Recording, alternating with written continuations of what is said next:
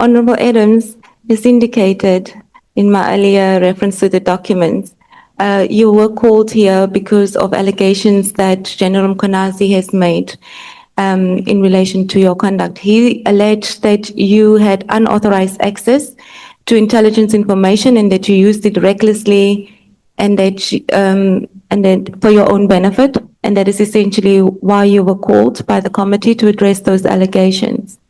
But in your statement, you've also indicated in paragraph 4 of your statement, you've indicated that you also wish to assist the committee in relation to its terms of reference, and the issues raised in its terms of reference is political interference within SAPS, evaluating the extent of misconduct and unethical behavior by members of SAPS and other relevant individuals or institutions. That is 100% right, ma'am. Okay. So as a start, I just would like to take you through the content of your statement, and we'll start with your qualifications, which you deal with in paragraph 5 to 6. Yeah, there is a reason I did not attach a CV, because I've got nothing to brag about. I'm a high school dropout and I've worked in construction my whole life. There's nothing glamorous there and there's nothing to dispute as far as I'm concerned. Okay, but you do indicate that you are a member of parliament and you've served on the portfolio committee of police. Do you want to just talk a bit about that? Yes. It was 5 years ago to the day that we ended a hunger strike outside of parliament. I went without food for 8 days to draw to the attention of the president the plight of the children of the Cape Flats who were dying at the rate of 10 a day. He paid no attention to it. He promised us a meeting and he never followed through. To the day. So when I was elected to become a member of this house, I only had one place to go. I wanted to go to the police portfolio. I wanted to go there because I wanted to make a change. I want our children on the Cape Flats to live longer. I want proper policing. You know, it's not a coincidence that out of all the police stations in this country that are under-resourced, 80% of them are found in the colored areas. And it is a shame that you can walk into any police station in the Western Cape and you'd have to look to see the coloreds working there. We're only good to be locked up. This was the only portfolio I wanted to come to. And I was thankful when I got the chance. And when I did, I swore that I'd make a difference. And apparently there's a certain general who has a problem with that.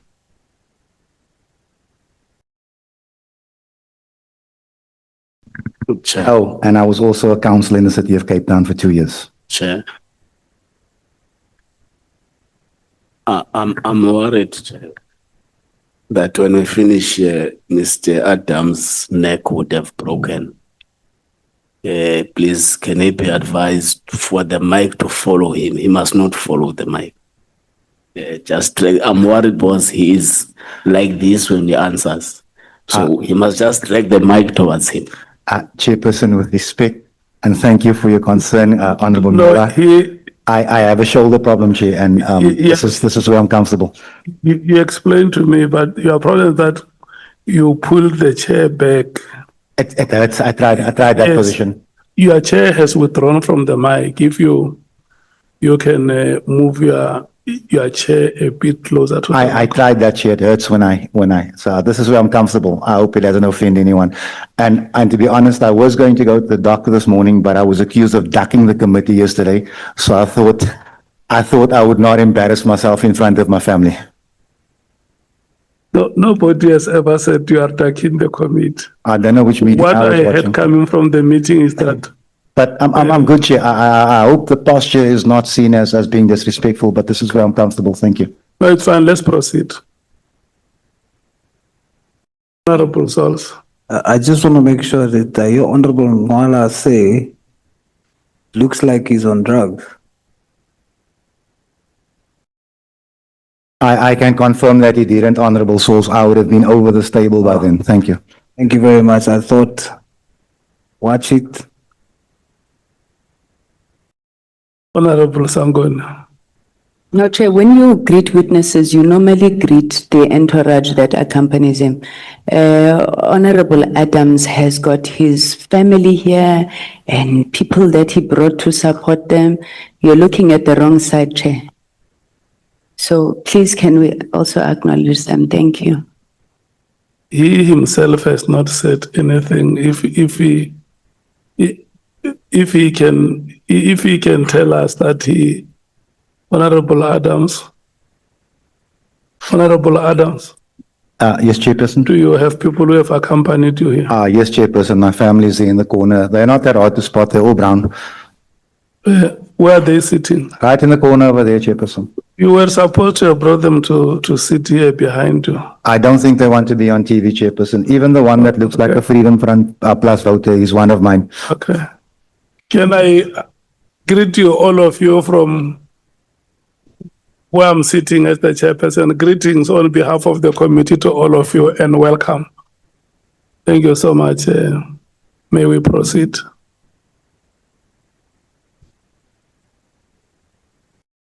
Thank you, Chair. Honorable Adams,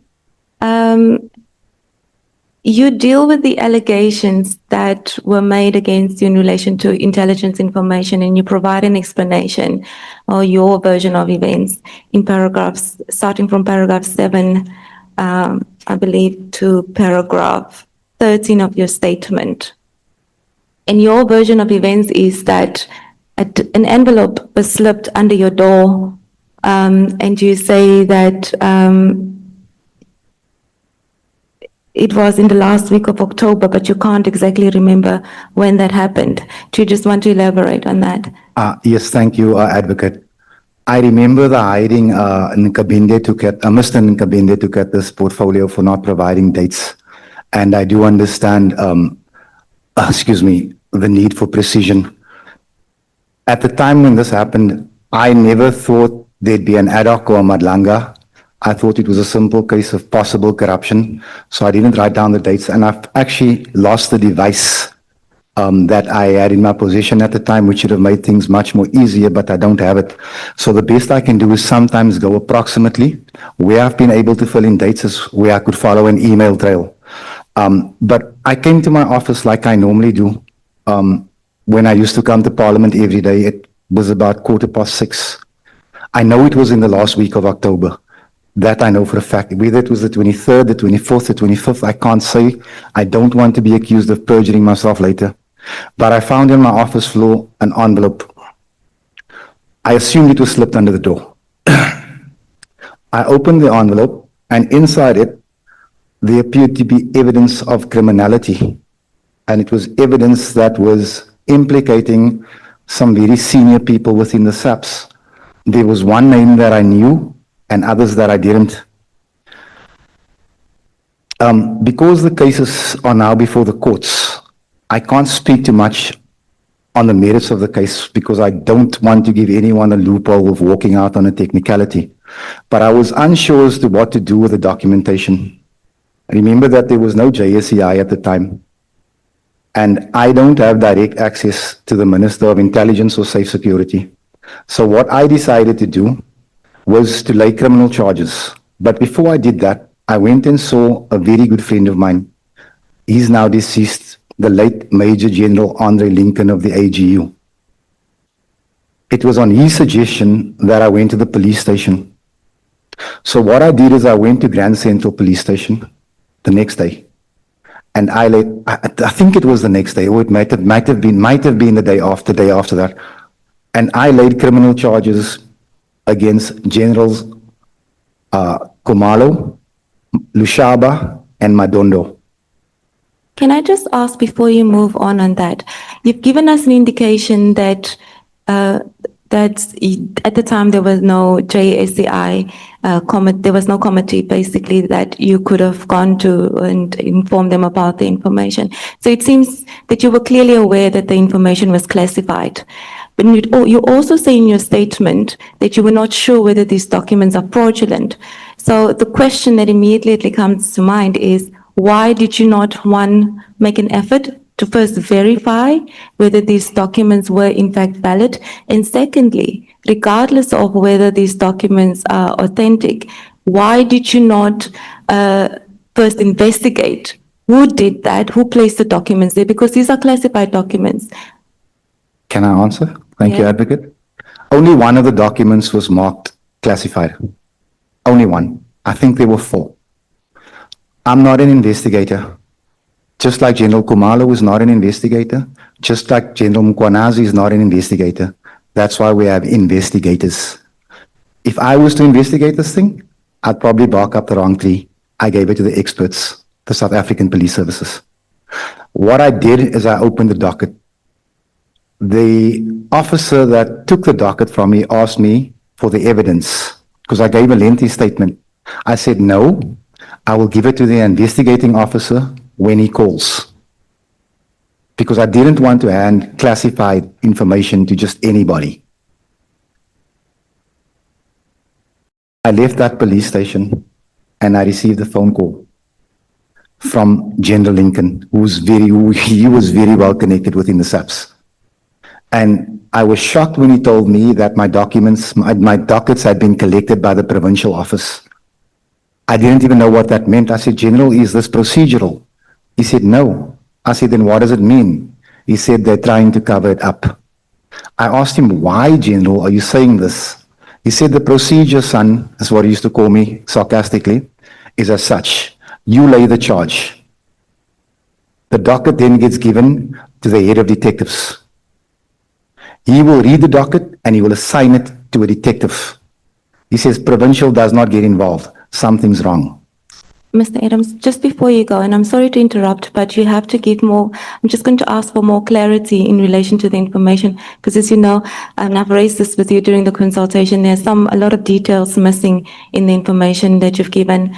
And again, I'd just like to go back to the, you not taking the necessary steps to verify the information. Oh. You say you're not an investigator, but you are a member of the Police Portfolio Committee. We've heard from General Mkhwanazi, for instance, that when matters are discussed at the Portfolio Committee and something comes up that is considered classified, the meeting would be advised not to bring it to that particular committee, but to then refer it to the relevant committee, which is the JSCI. So you're quite familiar that information must be treated a certain way. You mentioned miss in your statement. I don't think your answer that you're not an investigator is sufficient, because you know better as a portfolio committee member. I actually do agree with you, Advocate. So on the issue of the validation of the documentation, I had no means to do that, and I didn't want to bring it to the police committee, because you can ask Honorable Skosana, you can ask Honorable James and Matthys, the fights we have within that committee with regards to classification. You can also ask Honorable Shongwe, I saw that look, because it is my understanding that classification of crime is a crime. And I'm backed up in that with the Vuma versus IPID case and the MIS document, because we've brought criminality to the police portfolio where the generals hide behind classification. Now, our founding document, the Constitution, it makes no provision for the classification of crime. And therefore, I was only going to do this one way, whatever the result. Could you then tell the members what you considered the crime to have been? Because what we have in front of us is a statement by you saying you were not sure whether the documents were fraudulent. So you were also questioning the authenticity thereof. But you seem to have been convinced that this is a crime. 100%. And on what basis did you then? And I said to myself, here's a possibility that you could be set up, because someone's expecting you to run to the media and you're going to end up with egg in your face. On the flip side of that coin was, this could be real. Now, the best people, in my view, to make that call would be the South African Police Services. And that's why I took it there. Can you just maybe elaborate on what information you then subsequently gave to SAPS when you went and opened the docket? Because you said you did not give any evidence. So what did you give to SAPS to satisfy them that what you've given them would be enough to pursue an investigation? I gave them a sketch of what the documents claimed, but I did not hand them any hard copies of the evidence. You're not saying much. No. What do you mean by a sketch?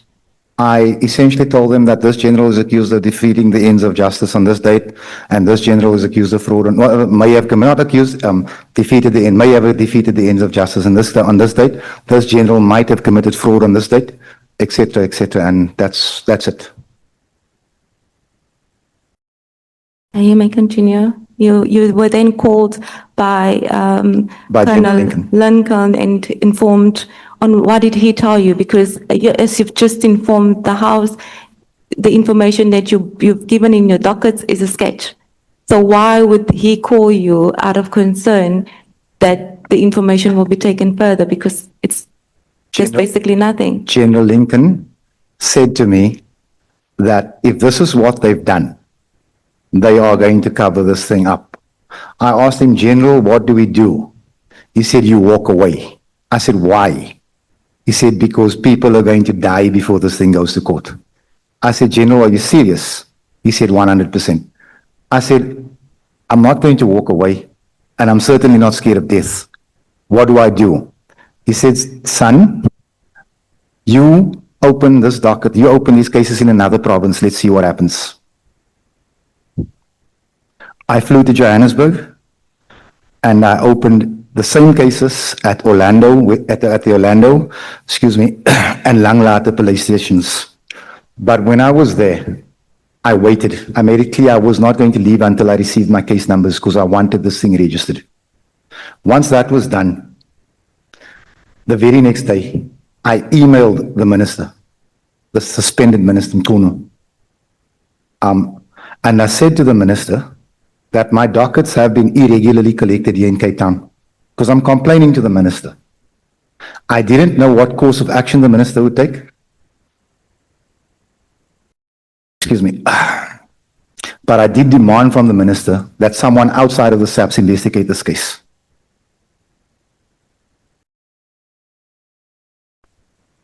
General Lincoln gave me a telephone number for the IDAC, which I contacted. I cannot remember who I spoke to, but I was contacted by Brigadier Perma. And not the very next day, or maybe the day after that, by the IGI of Intelligence, Mr. Imtiaz Faisal. He asked me about the cases I laid and asked if I'd come to his office because his office may have an interest in some of the allegations. I flew to Johannesburg. I met with the IG for maybe 10 minutes. He handed me over to Advocate Governor, and I gave Advocate Governor the information. Before you go on, because I don't want us to get too deep into it, because we're going to try to assist the committee with dates so that when they have assessed the evidence, that they can have some sort of chronology, and also so that you can address Mkhwanazi's version around these allegations.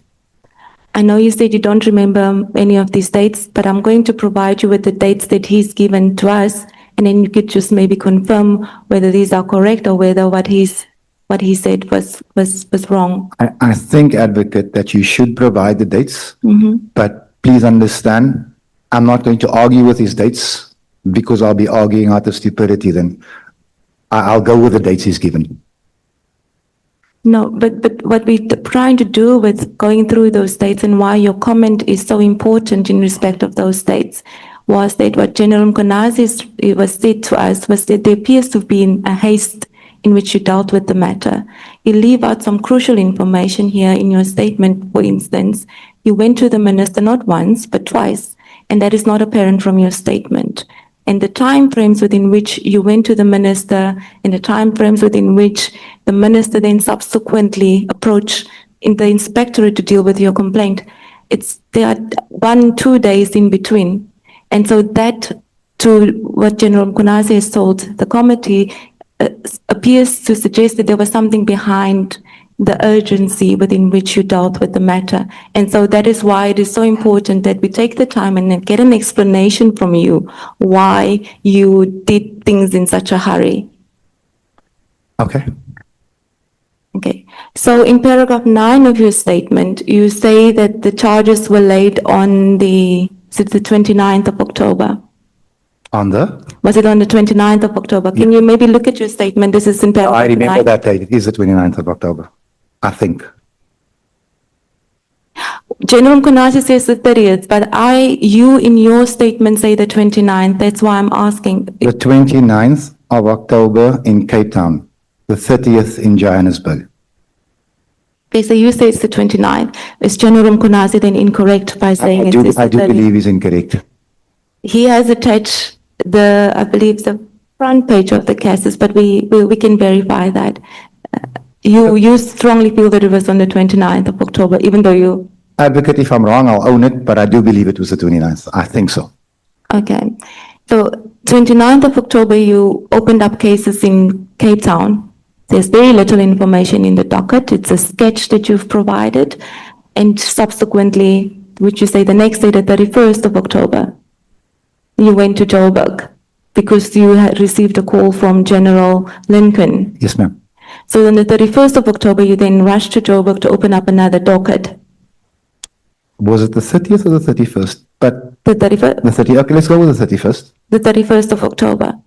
And so now on the 1st, after you've opened up this docket in Johannesburg, on the 1st, you then write to the minister.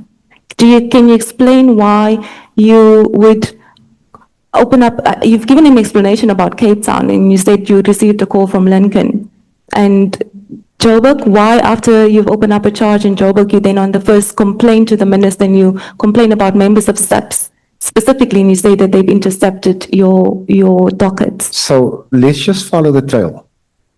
I wasn't drunk or out of my mind when I laid the charges here at Grand Central, right here, which is when the dockets disappeared.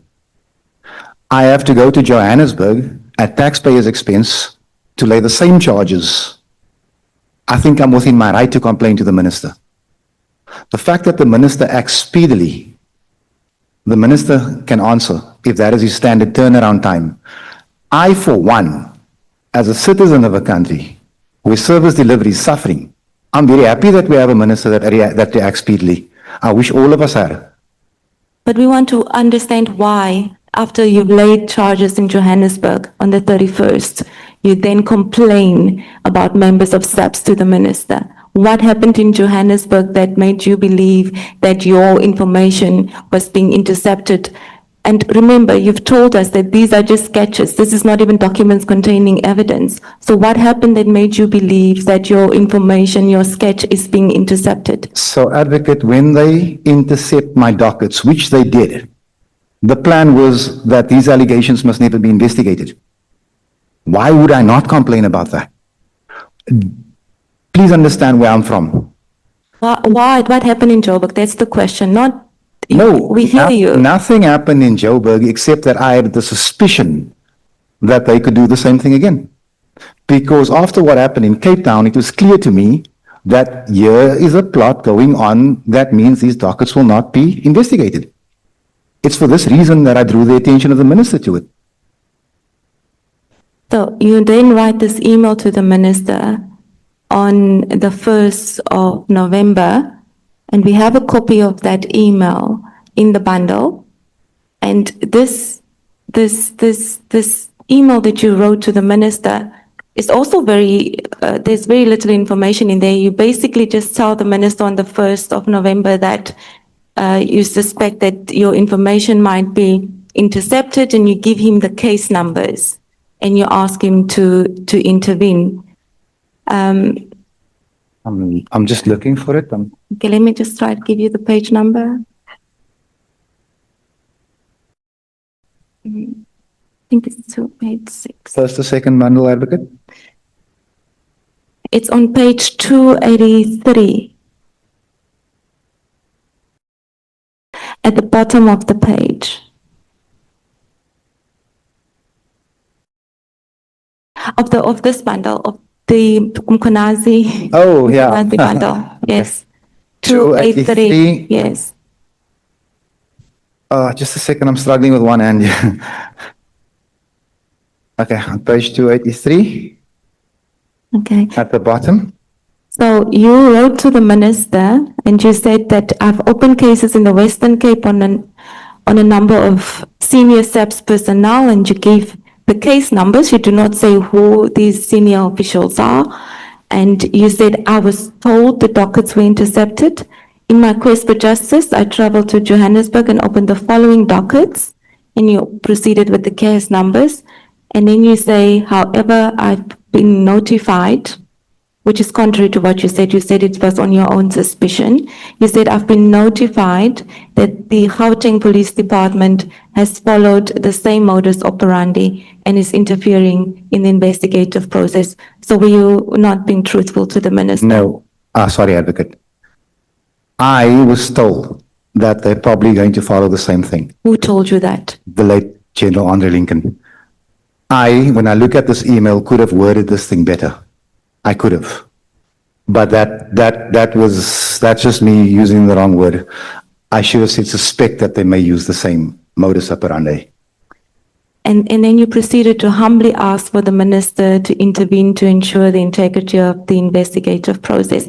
There's nothing else. There's no report on what the nature of the charges are, or unless if there was there more information attached to this email? Was there? You must remember, if there's one thing that I cannot be claimed about here, is the fact that I didn't tell anybody what's in the docket.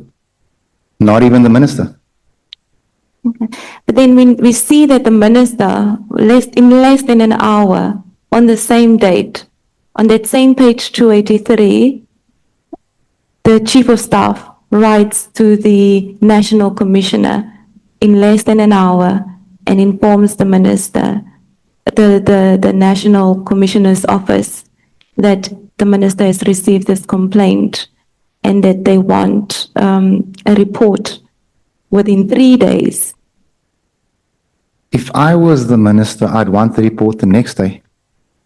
And I'll tell you why. Without any information. If I may. I've been to court so many times with people whose dockets have gone missing.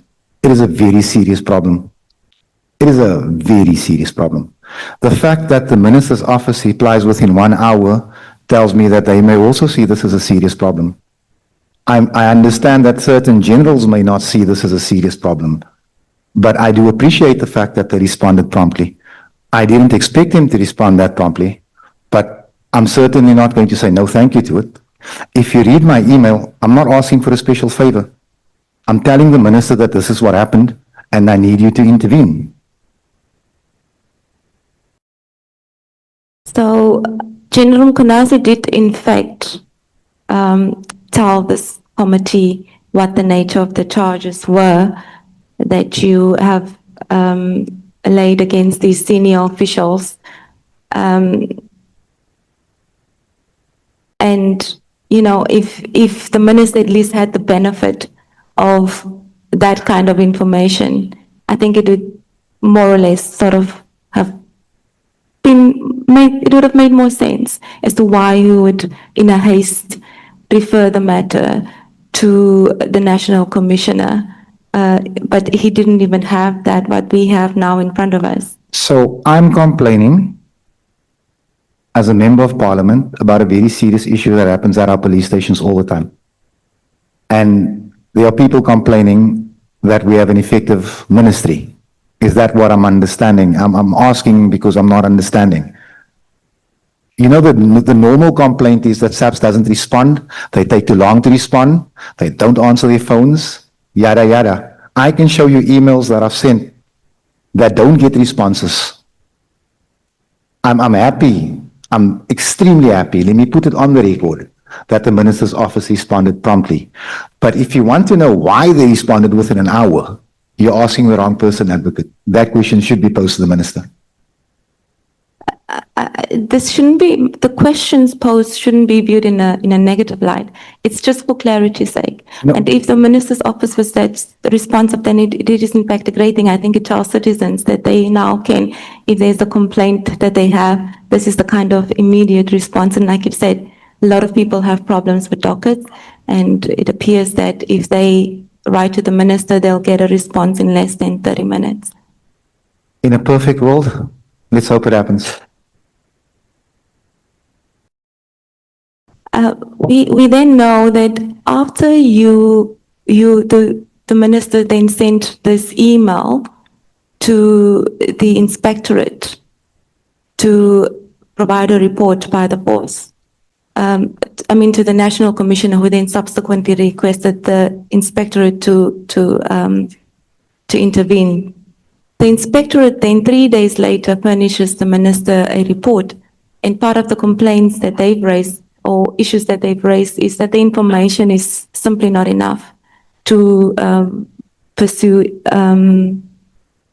to conduct a proper investigation. But what they then also said is that they recommended that the minister afford them more time, a period of 10 days, to get in touch with you and to conduct further investigations.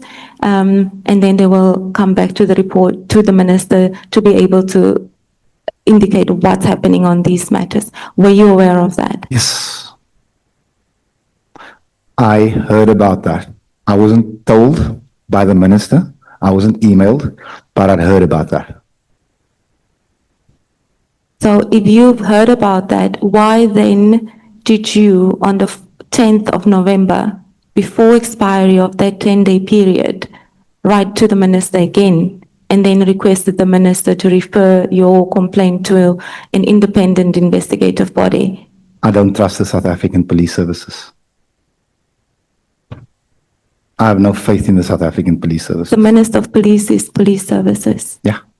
And he dealt with the complaint you've given him and he's referred it to the National Commissioner. The Minister of Police is the executive arm of the South African police services. The operational and functional part of it is what we don't trust. You don't trust the way the minister dealt with your complaint? No, I trust the minister to deal with my complaint. I also trust these generals to pull the wool over the minister's eyes. Understand, I've raised various things within portfolio. These people have lied to Parliament over and over again. I do not trust them to investigate themselves. If you would allow me to expand. One of the charges I laid was against General Dumisani Khumalo, who was arrested and is now before the court. He's the DivCom of crime intelligence. It's probably the most sensitive position in the country, well, within SAPS in the country. His appointment was supposed to be ratified by Parliament. Parliament was never notified of his appointment. Do you understand where I'm going? When I lay charges against the same man who was acting in his position with a cooked security clearance, listen to how I say it, it was cooked. It was fraudulent. When I lay charges against this man, the dockets miraculously get collected by the provincial office. I did not trust these people to investigate. This is why I asked the minister for someone outside of SAPS to investigate.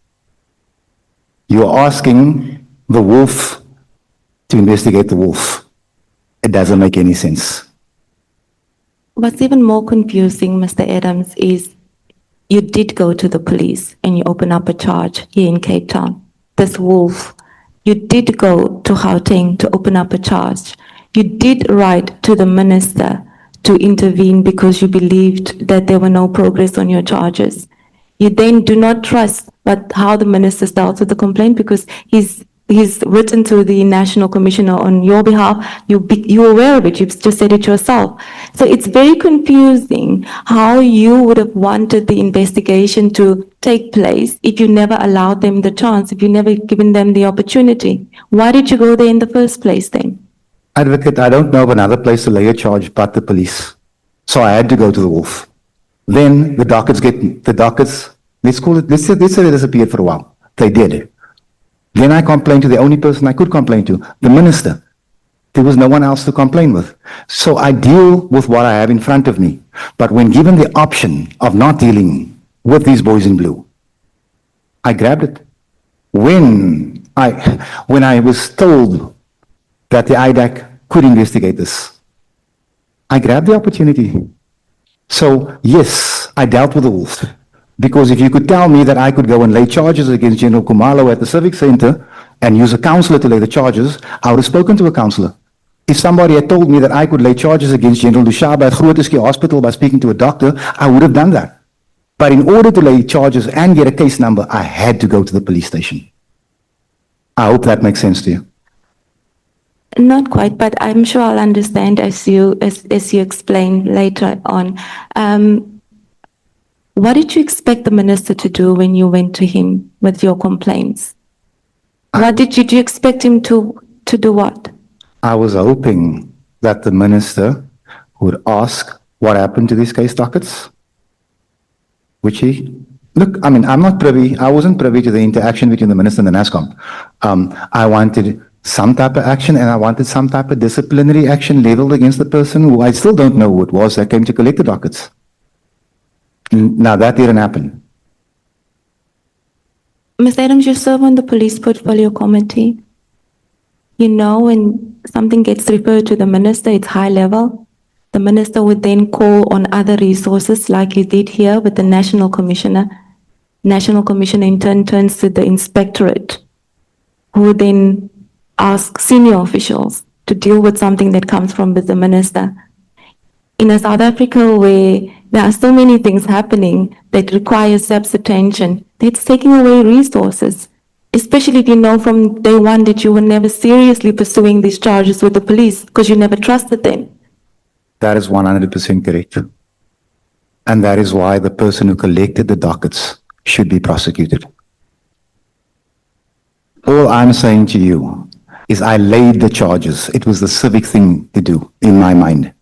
When the dockets were collected by the provincial office illegally, what was I supposed to do, advocate? What Mkhwanazi wants me to do? Shut up and go away. Maybe that is the lesson that we should send to everybody who's serious about fighting crime in this country. Don't bother. Like, I'm sitting here and I know exactly what certain people are thinking without accusing anyone. I did the right thing. I don't care what anybody else thinks.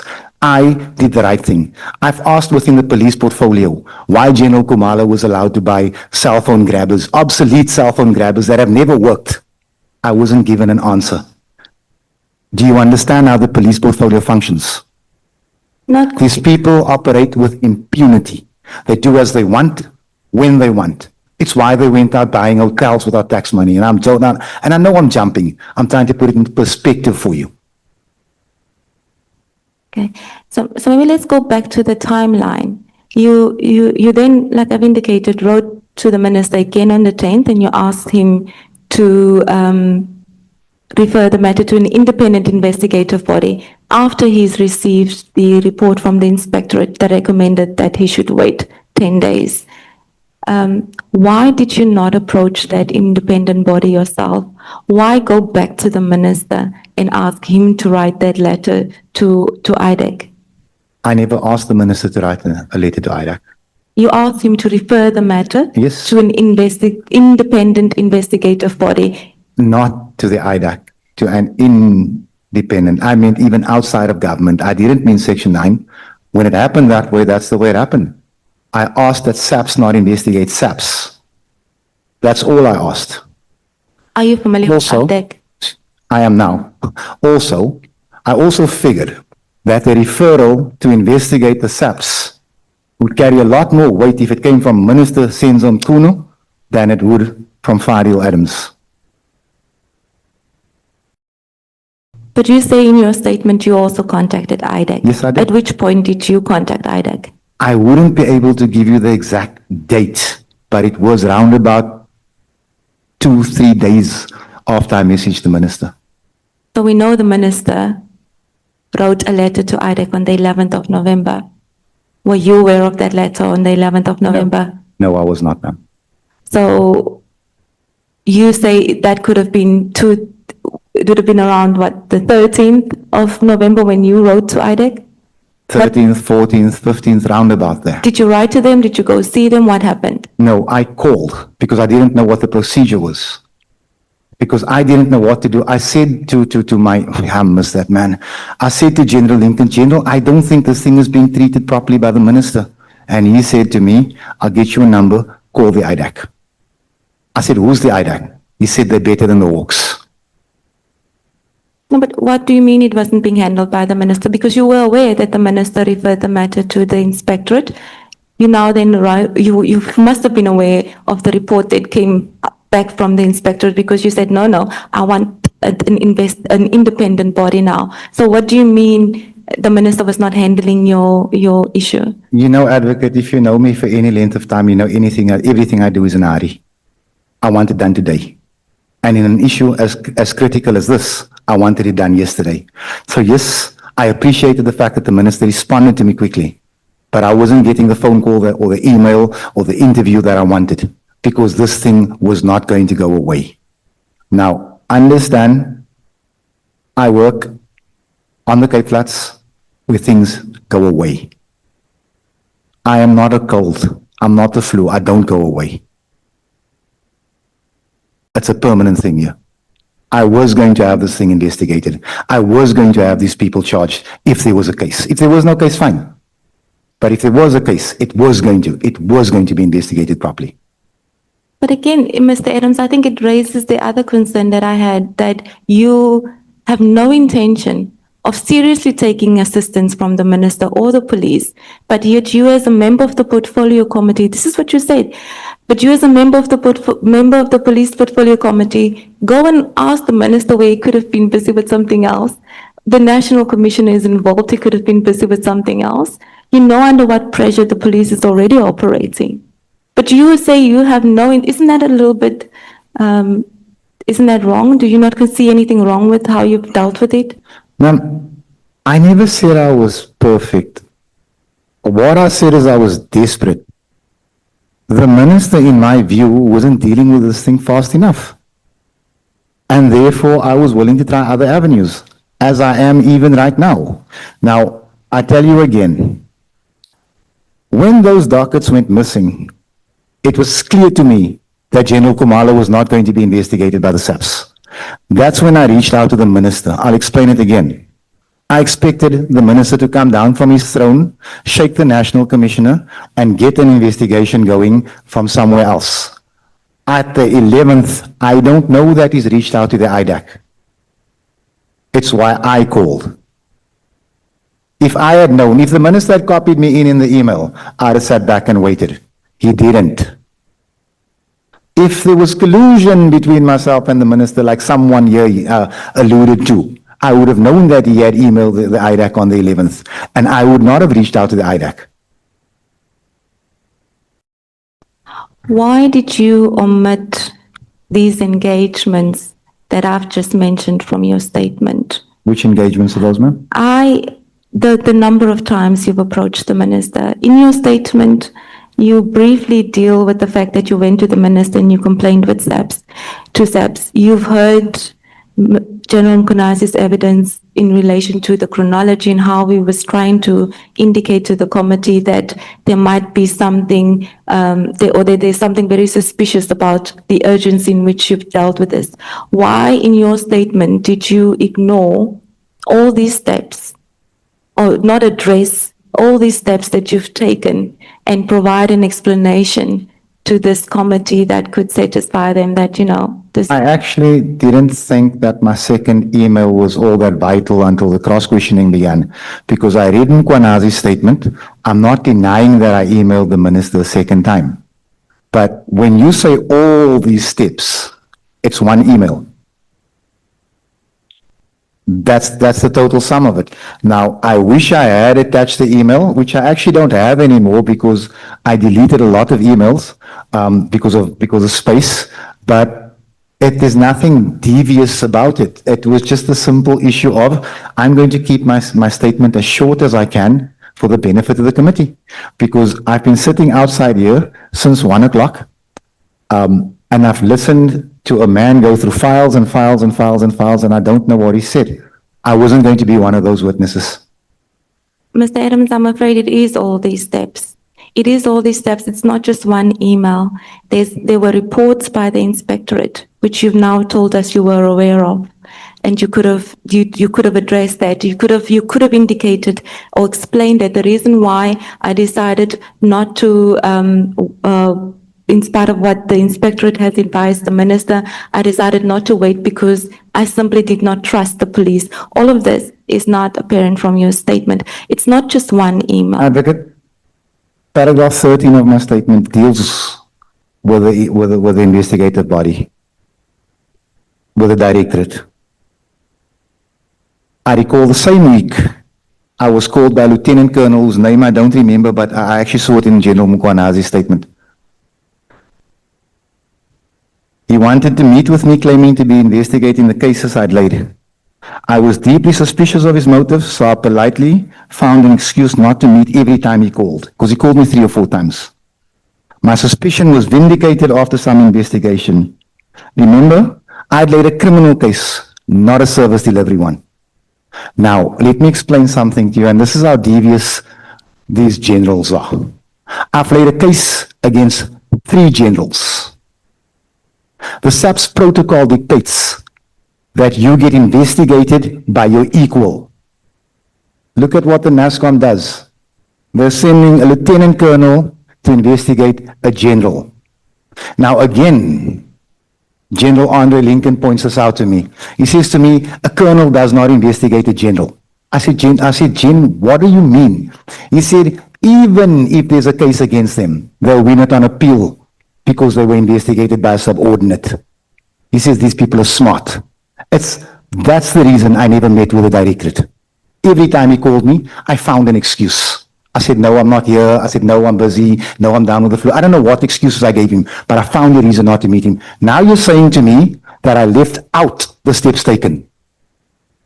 Paragraph 13 is covered. No, can I just explain why I said that? Paragraph 13 doesn't have a date and it's towards the end. The content of paragraph 13 seems to suggest that it was after your meetings with IDAC and even after you met with the IG, which we will come to now. It's towards the end and there's no date. It suggests that it was the time you spoke to Colonel Lincoln, but you, I don't know, is he a general? He was a major general. Major general. Now, you've indicated to us you spoke to him about your charges that you've laid in Cape Town and he gave you a warning in respect of that. But I've taken you through various things, subsequent events that happened after Cape Town. This paragraph 13 suggests that this happened after it, and you'll see if you look at where it's placed. This does not suggest that this happened before the minister's intervention or after the minister's intervention. This happened after them. I recall the same week. The same week. Which same week? There's Honorable, the week of what? Honorable Souls. Yeah, Chair, I would just want to see fairness with the witness. The procedure has always been, there was never an expectation for you to have listed details in your affidavit. The oral testimony compensates for those details. So I'm just asking for fairness that Honorable Adams be treated like all the other witnesses. If there's no detail in his statement, the evidence leader should allow oral testimony to compensate for that. Thank you, Chair. Okay. That is accepted. Thank you, Jay. So, Excuse me, Advocate. could you? I thought we agreed that I laid the charges on the 31st in Johannesburg. I thought we agreed that I emailed the minister the very next day. I thought we agreed that shortly after that, Imtiaz Faisal, the IGI of Intelligence, called me. So later on that same week. So what is the problem with the chronologically, oh God, I'm tired. Anyway, you understand what I'm saying. What is the problem with that? We haven't spoken about the IG yet. No, I'm saying, okay, but it says in my statement that on a date I struggle to recall, I was contacted by Director General of Intelligence, Imtiaz Faisal. So it happened in that same week, but it was in the same week that I emailed the minister. So now what I'm saying to you is, I'm struggling with dates. Remember, when this Lieutenant Colonel called me, I wasn't writing down the date because I don't foresee myself sitting in front of Parliament because of this one day. So if we want to be pedantic, then excuse me, I can't be. I'm giving you the evidence to the best of my recollection. This was not a WhatsApp chat. It was a phone call. Now I'm explaining to you the reason I don't trust SAPS. The National Commissioner or the Provincial Commissioner in the Western Cape send a Lieutenant Colonel to investigate a general. It's totally against the SAPS policy. Now, the minute I discover this, I refuse to meet with this man. So I'm trying to get this house to understand that we are working with a bunch of scoundrels wearing 3 and 4 stars. But while I'm trying to explain this to the house, I'm getting hammered on dates. I'm asking the advocate to work with me, please. I'm also in a considerable amount of pain, so I'm not going to do a O'Sullivan, Honorable Nomvalo. I'm struggling with my shoulder, but we'll see this thing through tonight. Honorable Sango. Thank you, Chair. As much as I agree with what Honorable Souls was saying, that we should allow the witness to compensate with oral evidence, I think that is exactly what Advocate Mkhwanazi is trying to do. She's trying to get Honorable Adams to supplement what is missing in the affidavit with oral evidence. And I think it's quite unfortunate that Honorable Adams would want to characterize that as being hammered by dates, about dates. Yes, we want to know the chronology, and that is exactly what Advocate Mkhwanazi was asking. The chronology, which came before which. It doesn't mean this date and this date, but how did it unfold? So I'm really requesting that the witness tries to cooperate with the advocate as well. Thank you, Chair. Chair, just for clarity, remember, Wait for the chair to recognize. Okay. Do you want to be recognized? yes, Chair. You are recognized. Thank you, Chairperson. Just for clarity on Honorable Sangone's statement, when I raised my hand, the chair didn't see me, but it was not on the point of the clarity on dates, because of course that's very important. The chronological order of the dates is very important. When I raised my hand was when the advocate was asking Honorable Adams, why did he not say how many times he met the minister? You see, that must be in the statement. I met him 3 times and I met him that's not the requirement. So I'm saying in his oral statement, he can compensate and provide those details. That's the point, Chair, but not on the dates. Chairperson, if I may. It is only in the very beginning where I struggle with the dates, Chairperson, because this is 2 years ago. I mean, it's 18 months ago. But the statement gets better in relation to dates because then I could turn to my cell phone, I could turn to my emails. Unfortunately, I had deleted some emails and I had lost the device that I was using at this time. But the statement does get better. So I do apologize to the committee for my, I'm going to say, tardiness with regards to dates here. But I can help out approximately, but I am under oath and I can't be lying about dates just to fill space. So that's exactly where I'm at.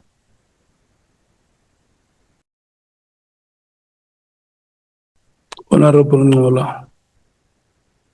No, thanks, Chair. And I've also noticed in the statement of the witness that there is that missing part of the dates, and they are important, Chair, because the dates of when did the envelope with such information was found, when was the first case opened, and all those things. So I will implore that we say Honorable Adams must go back and recheck the exact dates and submit in writing on a later date. Thank you, Chair. Okay. May I proceed? Okay, thank you, Chair. Honorable Adams, you went on to speak about the IG, and so maybe let's just deal with that a little bit more. You don't, once again, there's no date that indicates when you were contacted by the IG. Can you more or less tell the House around what time? Was this in the midst of all these charges that you lay in, the complaints that you made to the minister, and now IDAC? Where does the IG feature in all of this? Is it before, after IDAC? Where? It was just after IDAC. Just after. I almost think it was around about the second, somewhere between the sixth, let's call it the 2nd, 3rd, 4th of October. But I can't say specifically it was that date, but I do know it was after I contacted the IDAC. It can't be October because we know now in November. Sorry. It's gonna be really hard for me to stick to that date because again, you're asking me to go back into memory events that happened 18 months ago. Man, Can I ask you then, what you say in your statement that you were contacted by the Inspector General and he asked you about the cases that you've laid. We still don't know what the nature of these cases are, but you explain that he said that his department might have an interest in these cases. With the little information that you've given to the police, we don't know what you've given to IDAC. Or do you, how does the IG learn about your cases? And secondly, what information did he have in relation to your cases that would tell you that I have an interest in this or my department has an interest in this? I actually wouldn't be able to tell you. He is the IG of intelligence. It's his job to know things. So I don't know how he knows about it. I don't know who told him. It could have been one of the policemen. It could have been someone who knew about the dockets that disappeared. I wouldn't be able to tell you that. But what I can confirm is that the IGI of intelligence called me and asked me if I would come to his office because his department might have an interest in this. I would not say no to that. And his offices are in Joburg, sorry. This might be an obvious one, but I don't Yeah. know. Is it in Joburg? So you traveled. Yeah. Again, why are you not able to check your travel information to provide us with more certainty around these things? Because I go to Joburg sometimes 3, 4, 5 times in a month. So even if I was to go back, I wouldn't be able to tell you which dates I went. There'd be 4 or 5 flights. It'd become a lottery. I wouldn't know when to tell you. Okay. Honorable Sokanyil. Sorry, Chairperson, I just want to check something. You went to Johannesburg or Pretoria? Oh, sorry. The IGI's office in Pretoria, not Johannesburg.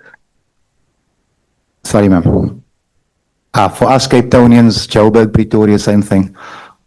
So we actually believe Sunset is in Joburg as well. So you met with the IG and did he explain to you what his interest in the matter is? The IGI didn't do any explaining. He asked me if I had any information. I said, yes, I have paperwork. He asked if we would hand it over. I said, yes. He told me that there were many things wrong in this country and we as Parliament and the police and the JSCI needed to work with him because there were many things he wanted to clean. He introduced me to Advocate Governor. I hope I've got the name right because it's in my statement, and he left me with her. I gave her a statement, I handed the information over to her, and I came back to Cape Town. So you handed him the classified information that you didn't want her the classified information that you did not want to give to the police. I did not want to give to the police at the station. Okay. Did you trust the IGI's intervention? I was out of options at that stage, ma'am. What did you expect from them? Were you asking them to also investigate your matter? Is that what they do? The IGI is responsible for top-level investigations. I was comfortable handing them the information. And I was hoping that they would, in actual fact, do a thorough investigation and some type of outcome would come from it. So you were essentially laying some sort of charge with the IGI in relation to... Yes, ma'am, I am the complainant there. Okay. Then I want to go back to your paragraph 13 that you referred to. You see, again, the IGI, we don't know when you met the IGI. It's sometime in November after all these charges have been raised and after IDAC. So I think I just want to concede here that this is after all of the steps that you've taken. So when I say that you do not deal with why you were taking all of these steps, it's not explained in your, or that you've omitted the steps, it's not explained in your statement. I'll concede to that for expediency. I will concede to that. But I would also like to say, it is so unnecessary to have these 1,000 witnesses here. We should have the IGI here. He's the one with the report. But the man's on suspension, just like the IGI before him, for investigating corruption. I think a message is being sent to the next IGI, investigate corruption and we'll suspend you. You don't need Fadiel Adams here, and you didn't need Patricia Mashali here. The IGI should have come here. Okay, let's maybe go back to your evidence. He's accountable here. to Parliament as well. Honorable, no. Thanks, Chair. I think let's split with the witness to avoid making statements that may bring us to something that is not at the core business of why we're here. Because it is not true, Chair, that the IGI was suspended for investigating corruption. I think a public statement was made by the presidency, and none of which suggests that the reasoning behind the suspension is on the basis of investigating corruption. So it is very important, Chair, that we don't congest and populate the record with incorrect remarks. Thank you, Chair. Okay, can we focus on the terms of reference of why we are here? Thank you, Chairperson. Yeah.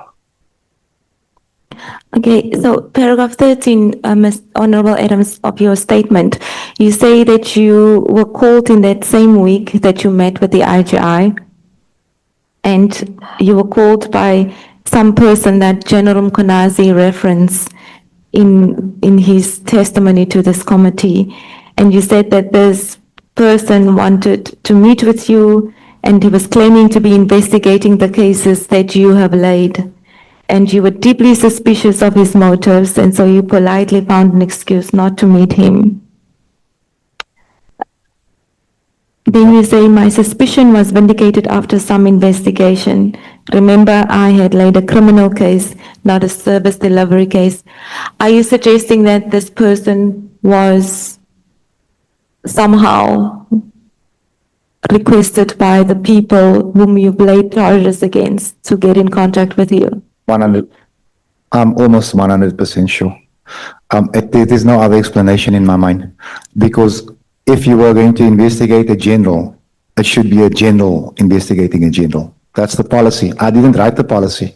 I might not even agree with the policy, but that is the policy. So the moment they let a lieutenant colonel loose to investigate generals, something was the matter, and I wasn't going to entertain that.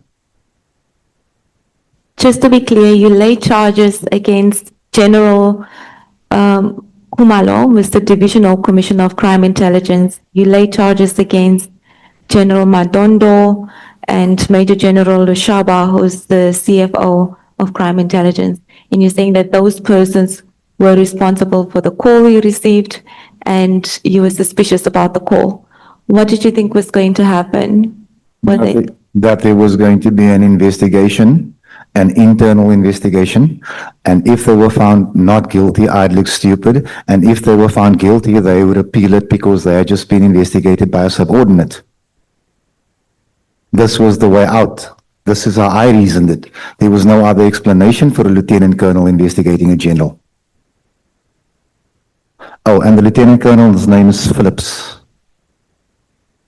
The one that General Mkhwanazi mentioned. Yes, ma'am. So General Phillips was sent by, Lieutenant Phillips was sent, No, Lieutenant Colonel, sorry. I didn't get to finish. Lieutenant Colonel Phillips. Lieutenant Colonel Phillips was sent by General Mkhwanazi and Kumalo to come after you? I'm not saying General Mkhwanazi or Kumalo. I'm saying by someone in the cabal. Now, when I say the cabal, I'm speaking about one of many corrupt generals. If you're asking me to name a specific one, it's impossible. Let me put you in the picture, Advocate. Sorry, man. I'm just going to go off script a little bit. Do you know we have 200 police generals in this country? 200. We should have one national commissioner who's a full general, maybe 8 lieutenant generals, 16 major generals, 32 colonels, 64 brigadiers. That's structure. The SAPS as it is a jobs for pals. Everyone's a general. We're paying about R500 million a year to ineffectual generals. Many of them incompetent, many of them there without the proper vetting. No security clearance. And this is why policemen stay in their ranks as sergeants and warrant officers for 30 years, because there's no money to advance these people. So, if you're asking me which member of the cabal sent Lieutenant Colonel Phillips, I can't tell you which one, but it's one of them. Honorable Sangon. Chairperson, you know, the problem that we're having really here with this witness is that this witness wants to address this house as if they are in the police portfolio committee. And as Honorable Mola was saying, we can't allow him to make false statements.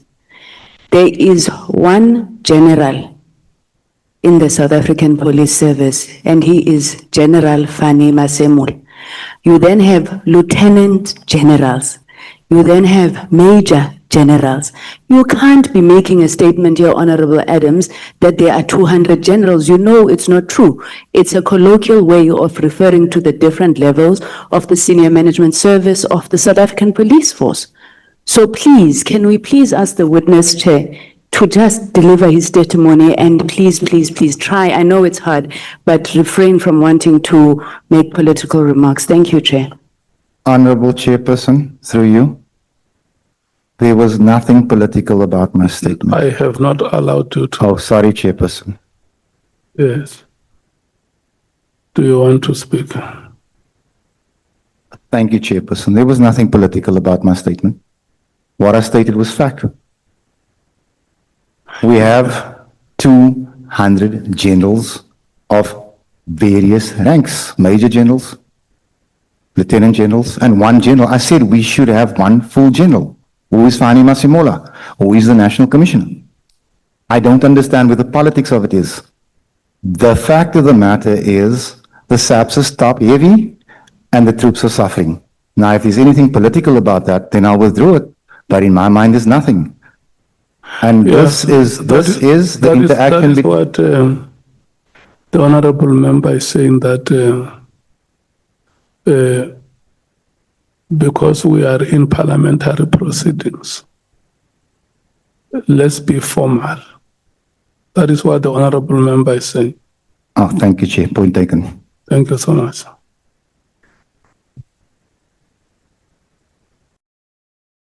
You can proceed. Just before we move on to the next. And just to say to yourselves that the many interruptions that we have, I have already added an hour to the proceedings. If you have a night of 12 hours, you must know we are now going to experience the 13th hour.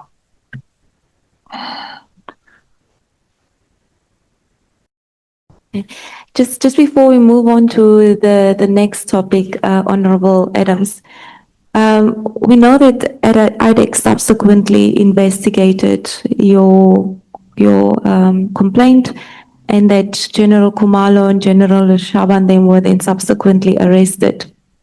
But what came to light during the evidence that was given by Advocate Johnson was, we could see that there was another docket opened, and it appears that the arrest of General Kumalo and General Shabandem were based on the strength of that docket that was opened in Brooklyn Police Station. Do you have an explanation as to why there was this separate docket opened? Because we know on record that you've opened 3 here, and then you went to Johannesburg, you opened others, and that's, I think, at Orlando Station. Where does Brooklyn Station feature in the midst of this? I'm actually just thinking about it now. If you'll just grant me a few minutes, if we can keep going, it will come to me and I will respond. I'm just trying to just put it in the order of things. I don't want to hold up the proceedings by going ooh and ah. I know.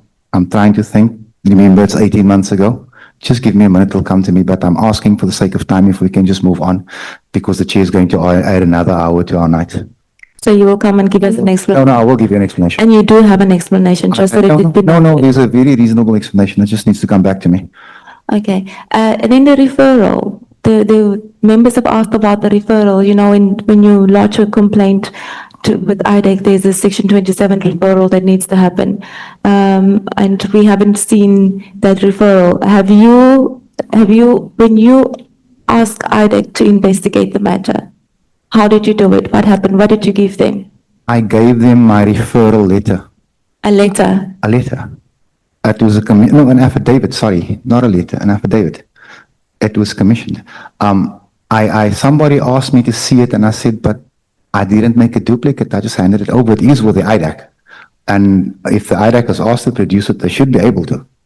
So I'm not understanding why that was an issue, but yeah, I gave them an affidavit. Okay. I think then we can move on to the next topic.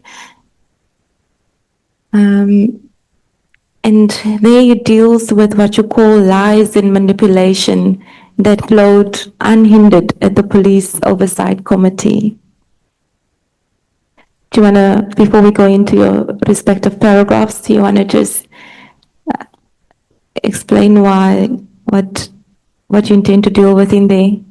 So, you know, when the police portfolio sat down to discuss the budget, I think it was Honorable Schikkeling, Honorable Kola Barnard, and I think it was Honorable Susana and myself who came out strongly and said, we are very disappointed at the intelligence budget. We wanted intelligence to receive more money. I think those were the members. I may be wrong. I even think Honorable James was also in agreement with us saying that intelligence should receive more money. So after what I found out about what was happening at intelligence, I wish I could withdraw my statement from the minutes. Because when it comes to the police portfolio, it is impossible to hold these generals to account. And I'll, for the benefit of the committee, I will read out a few of those occasions.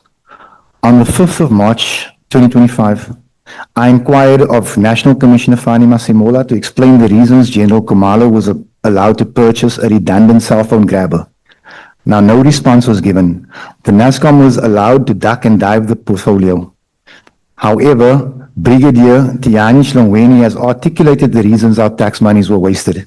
Yet it doesn't excuse what happened at the portfolio. Because when we come to portfolio, it's for accountability.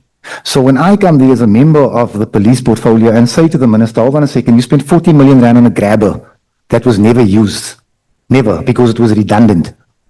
We are looking for answers. We're expecting answers. We don't get those. On the 12th of March, I inquired of the National Commissioner about the top-level security clearance of certain SAPS officials.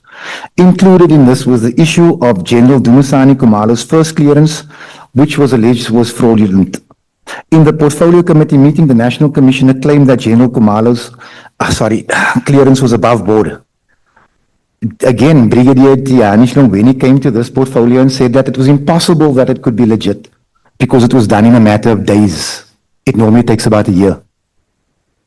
So the National Commissioner lied to Parliament, but he faced no sanction. Please see attachment FAA1. It's the minutes of that portfolio. When I asked the Commissioner about the clearance of the National Commissioner and Lieutenant Khumalo during the portfolio meeting.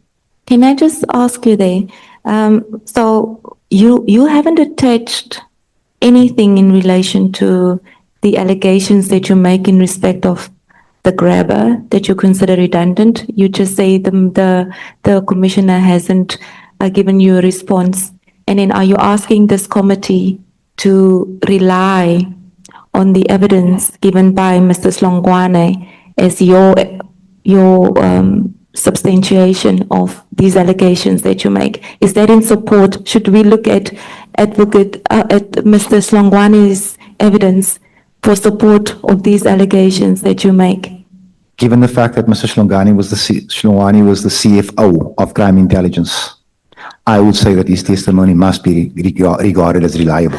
Can I ask you to articulate what did he say that we should look at when we consider whether or not that evidence or what he said He said that the grabber was purchased to finance the NASREC conference. Now, that would make perfect sense because you pay top dollar for a grabber that is worthless if it is indeed the intention to finance a political conference. That is what the CFO, the former CFO of Crime Intelligence said. Now, I asked this question in portfolio. I was not given an answer. It makes me question, what is the purpose of the SAPS portfolio?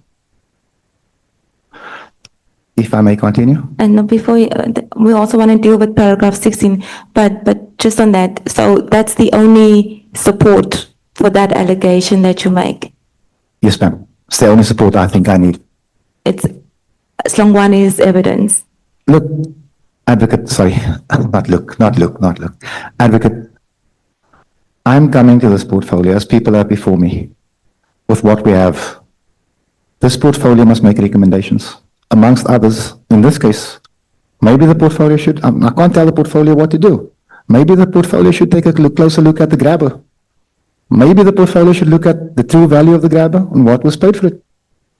I can't tell this portfolio what to do. I can only tell this portfolio what I see wrong in SAPS. Remember, I wanted to be a member of this of the era. Remember, there was a concerted effort made to keep me out.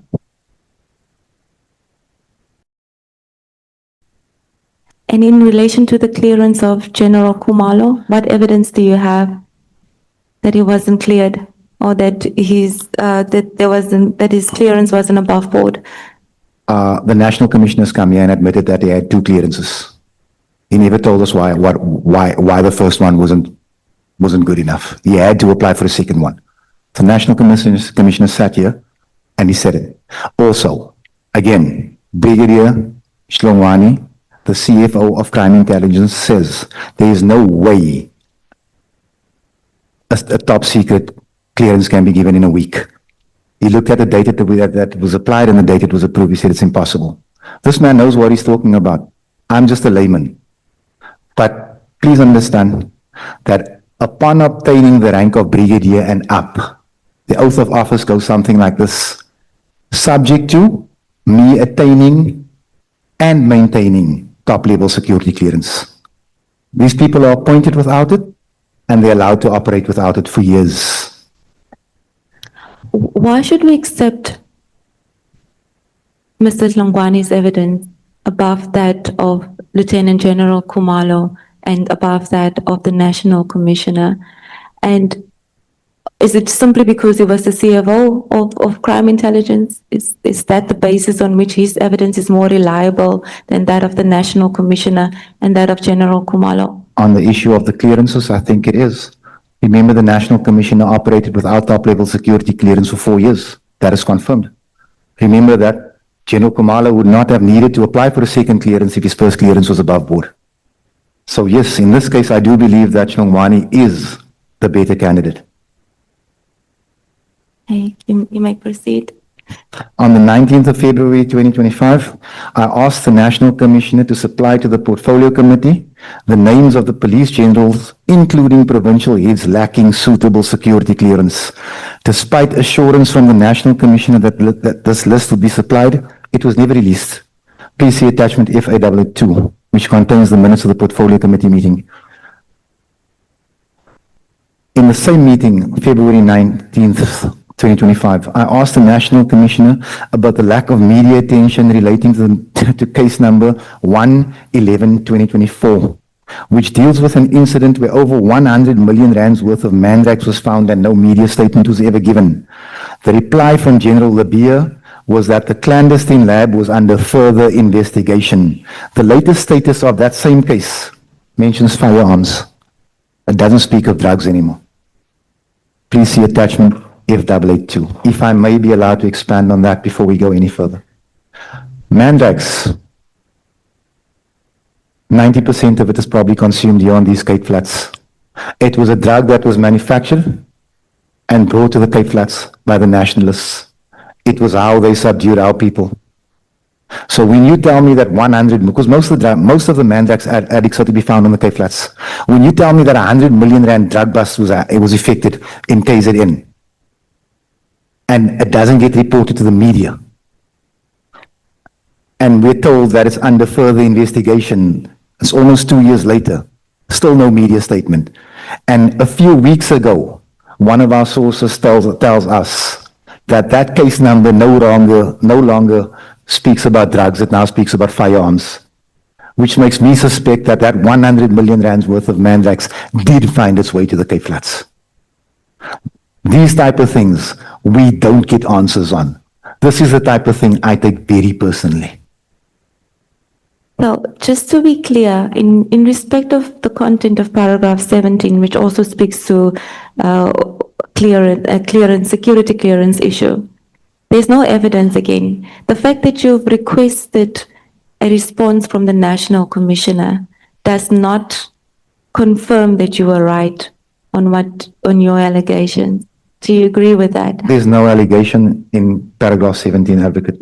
I'm asking of the National Commissioner to provide the police portfolio a list of the generals who do not have the suitable clearance. That's all I'm asking. Now, when the National Commissioner commits in portfolio to bring us the list and never does, that should be a question of concern. Remember, about an hour ago, you asked me why I omitted a certain email. Now, trust me, that's going to raise suspicion. Simple email. So when I ask our National Commissioner, please bring us a list, including the 9 provincial commissioners, about who's not qualified to sit in that office, that list doesn't come. I'm allowed to be suspicious. And let me paint you a little picture. If you do not have a top-level security clearance, you are not allowed to see top-level classified documents. You're not allowed to.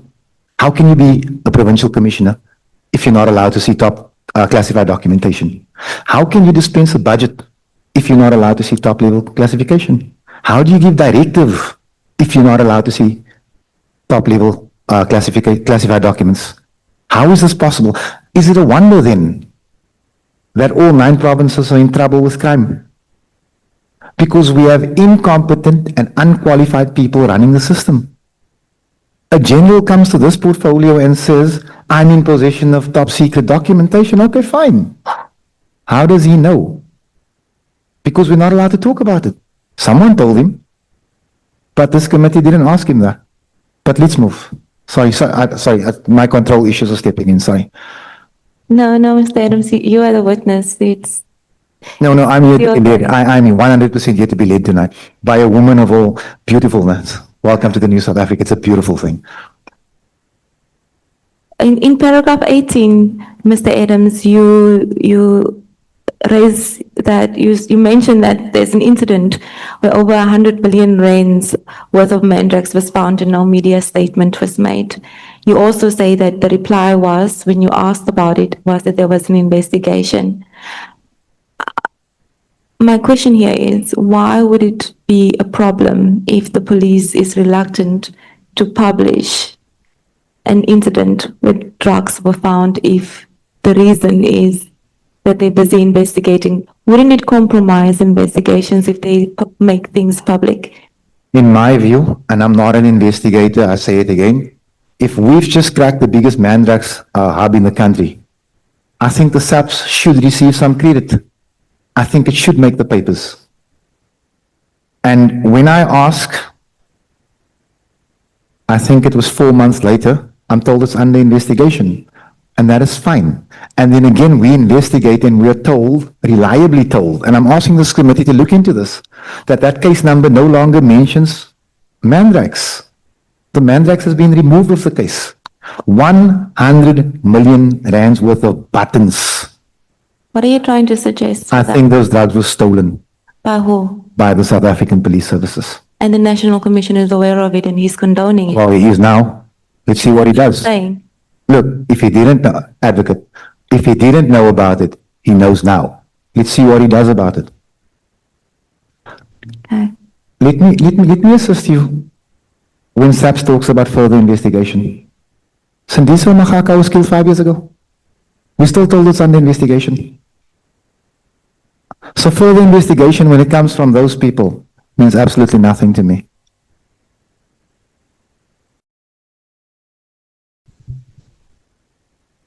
Okay.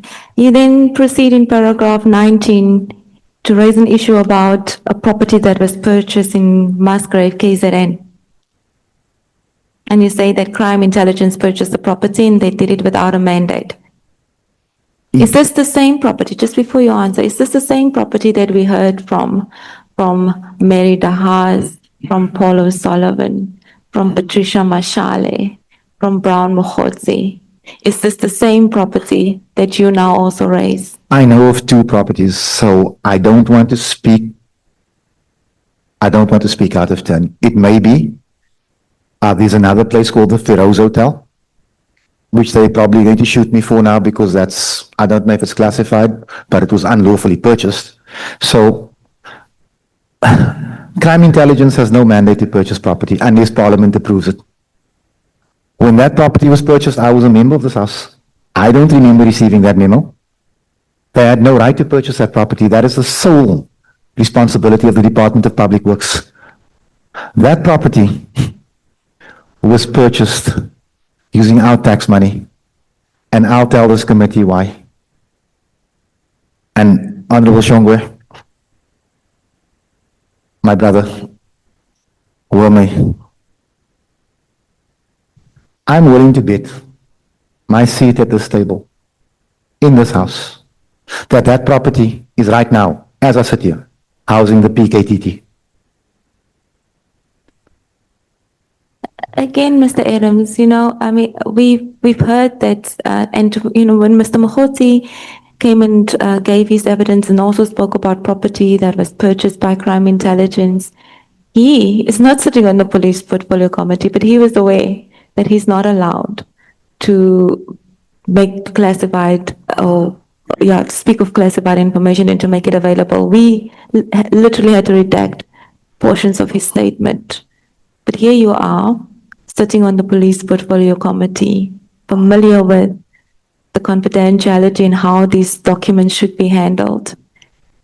Let me assist you with this, ma'am. Please allow me. Crime intelligence has purchased this building. We should assume that it's for the business of crime intelligence. The PKTT is not an arm of crime intelligence.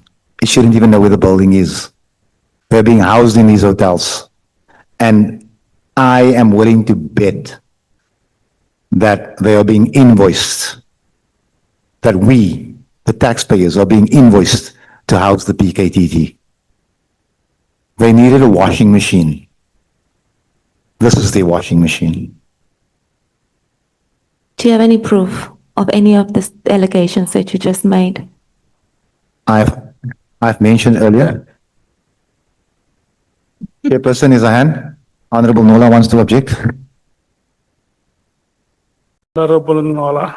Thanks, Chair. I hear the witness calling a house a washing machine. I don't understand. Maybe if he can elaborate.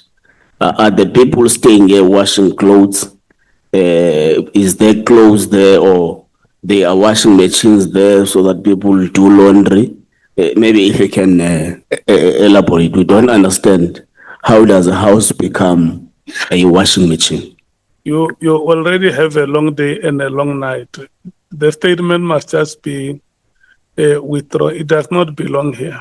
Chairperson, if I may, Chairperson, I'm going to ask that I be treated like every person before me except Mary Das. Yeah, let's not make it a No, point. Chairperson. Please allow me, please. Let's not make it a point of debate. No, Chairperson, this is not a debate. This is me appealing for my right to be treated like everyone else. People came to sit in this chair here and they were throwing mud left, right and center. I'm suggesting that this ad hoc committee investigate what I'm saying. If you're asking me for evidence, I'm telling you subpoena the records of that hotel. Subpoena the books. It was bought with our tax money. You are Parliament. You have the right to do it.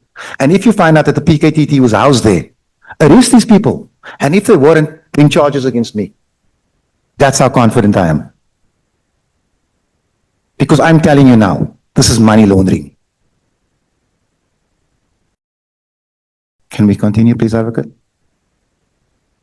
Okay, you Honorable Skosana. Thank you, Chair. The witness is raising the issue, but I just wanted to find out quickly. You say the PKTT stay in that hotel or in that house or is washing machine? Yes, Chief, in that washing machine. I'm sorry? I can confirm, yes, Chair. No, what I'm asking is, are you saying, because you want clarity on that, is PKT members staying in that hotel or in that building? Or is it the washing machines which are you concerned about? They are in that hotel and they are running up a laundry bill of 500,000 rand a month while they're living in a hotel. You figure that out because I can't.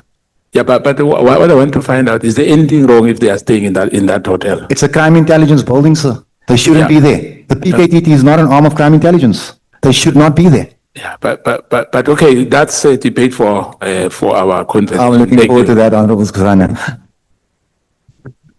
Do you want to debate this, honorable members? I can give you time. I don't have a problem with having a long night. It's not sufficient to have a 12-hour day and a 12-hour night. I wish a day could be 14 to 15 hours and so be the night. Honorable James, your hand is up. Thank you, Chair. Honorable Adams, just help me understand here. I just need clarity.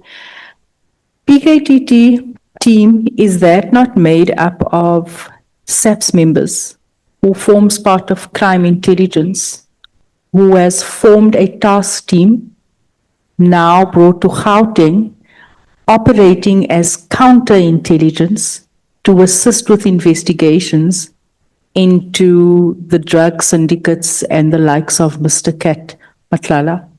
Because remember, we were told that they were doing so well in KZN. They were brought to Gauteng. Some of the members were then opted into the counterintelligence and were sort of bringing down these criminal syndicates. So those members aren't necessarily from Gauteng. Could it not be that obviously they're staying there? The only problem I would then have is if they are actually staying in a building that's owned by the state crime intelligence and still sort of paying for accommodation. If you can just give me clarity on that. Yes, thank you, Honorable James. So the PKTT was formed at the behest of the President, and their job is to investigate political killings. They are ordinary SAPS members who have been seconded to form the PKTT. As far as I know, they are not from crime intelligence.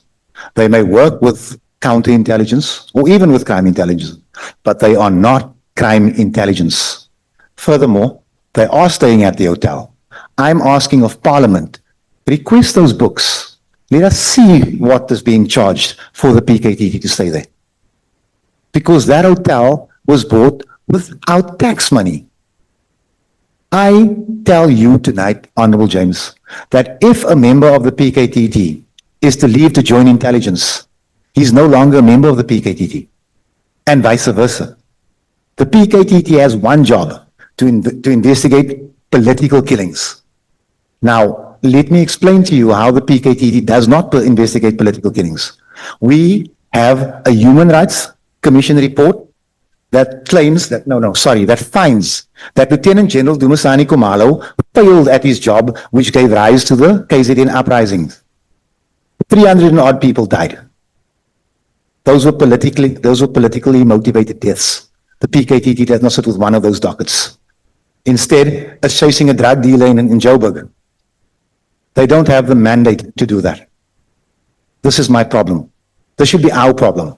And I'm not fighting anybody. I'm saying to you, no, we'll get to that later. Thank you. Okay. Should I proceed? Osana, are you fine? Can we proceed? Chair, I hope I will also get a little bit more time because I'm Chair, lodging. Oh, okay. How much more time do you still need, Advocate Mkhwanazi? No, Chair, I will obviously try to finish as quickly as I could, but maybe an extra 10 to 15 minutes because by the rate we're going. No. I have given you until 22:30. Sorry, Chair? I have given you until 22:30. Oh, thank you, Chair. Then, Mr. Adams, just to move on, you're making a very, also what I consider a serious statement, given that you are serving on the Police Portfolio Committee. And you say, without giving any detail, in paragraph 20 of your statement, you say, what I can say without any reservation is that the Police Oversight Committee has failed in its mandate and failed the people of South Africa for obvious reasons. I am a member of the Police Oversight Committee. Why do you say that? This is a self-criticism. We could have done better. In what respect? For a year, we have allowed General Masimola to sit in that committee, to lie to us, to refuse to answer. We have failed. And there are strong personalities on that committee, like me, like Honorable Skosana, like Honorable Kola Barnard. There's some real bulldogs there, but these people have gotten away with it anyway. I tell you, it's self-reflection. We have failed.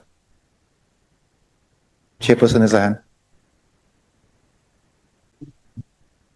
Honorable Skosana. Thank you, Chair. I just want I want to go back again, Chair, that it will be a sweeping statement to say General Masemola does not respond to our question. He does respond. I don't think it's correct for us to say that he comes to the committee, he doesn't want to answer.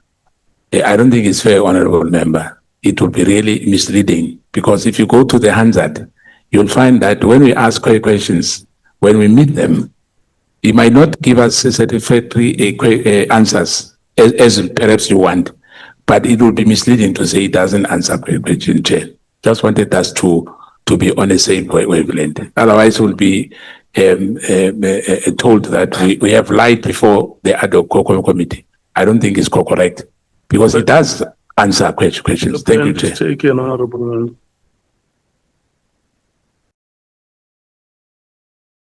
Can we proceed? Thank you, Chair. Then, Mr. Adams, I'd like to deal with your complaint that you made to the Inspector General. So you say in paragraph 21 that you've lodged a complaint on the 16th of May. On the 16th of May, you emailed the IG and you, as the complainant in the matter of cases that you've laid. I take it, is this cases that you've laid with the IG? Is it in the norm? Is this normal to go and lay charges with the IG? I think I've asked this before. I actually don't know what's normal in the line or the way the IG works, ma'am. It was my first interaction with him. I'm referring to myself as the complainant because I had told the IG that these are my complaints and here's the paperwork that I think may back it up. So I'm referring to myself colloquially there. Okay. So now on page 52, you have attached the email that you've sent to the IG, 52 of the annexure bundle.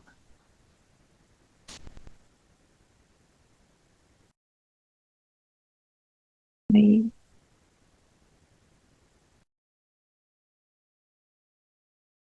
have it. Thank you. And you say there, dear IG, could you please tell me what is the status of your investigation into the investigation of the complaint laid against the police generals by Honorable Fadiel Adams. Has the investigation been completed? So here we know now that you've asked the IG to conduct an investigation against is this General Kumalo and them? General Kumalo, Madondo, and Lushaba. Okay. And then in paragraph 21 of your statement, you say,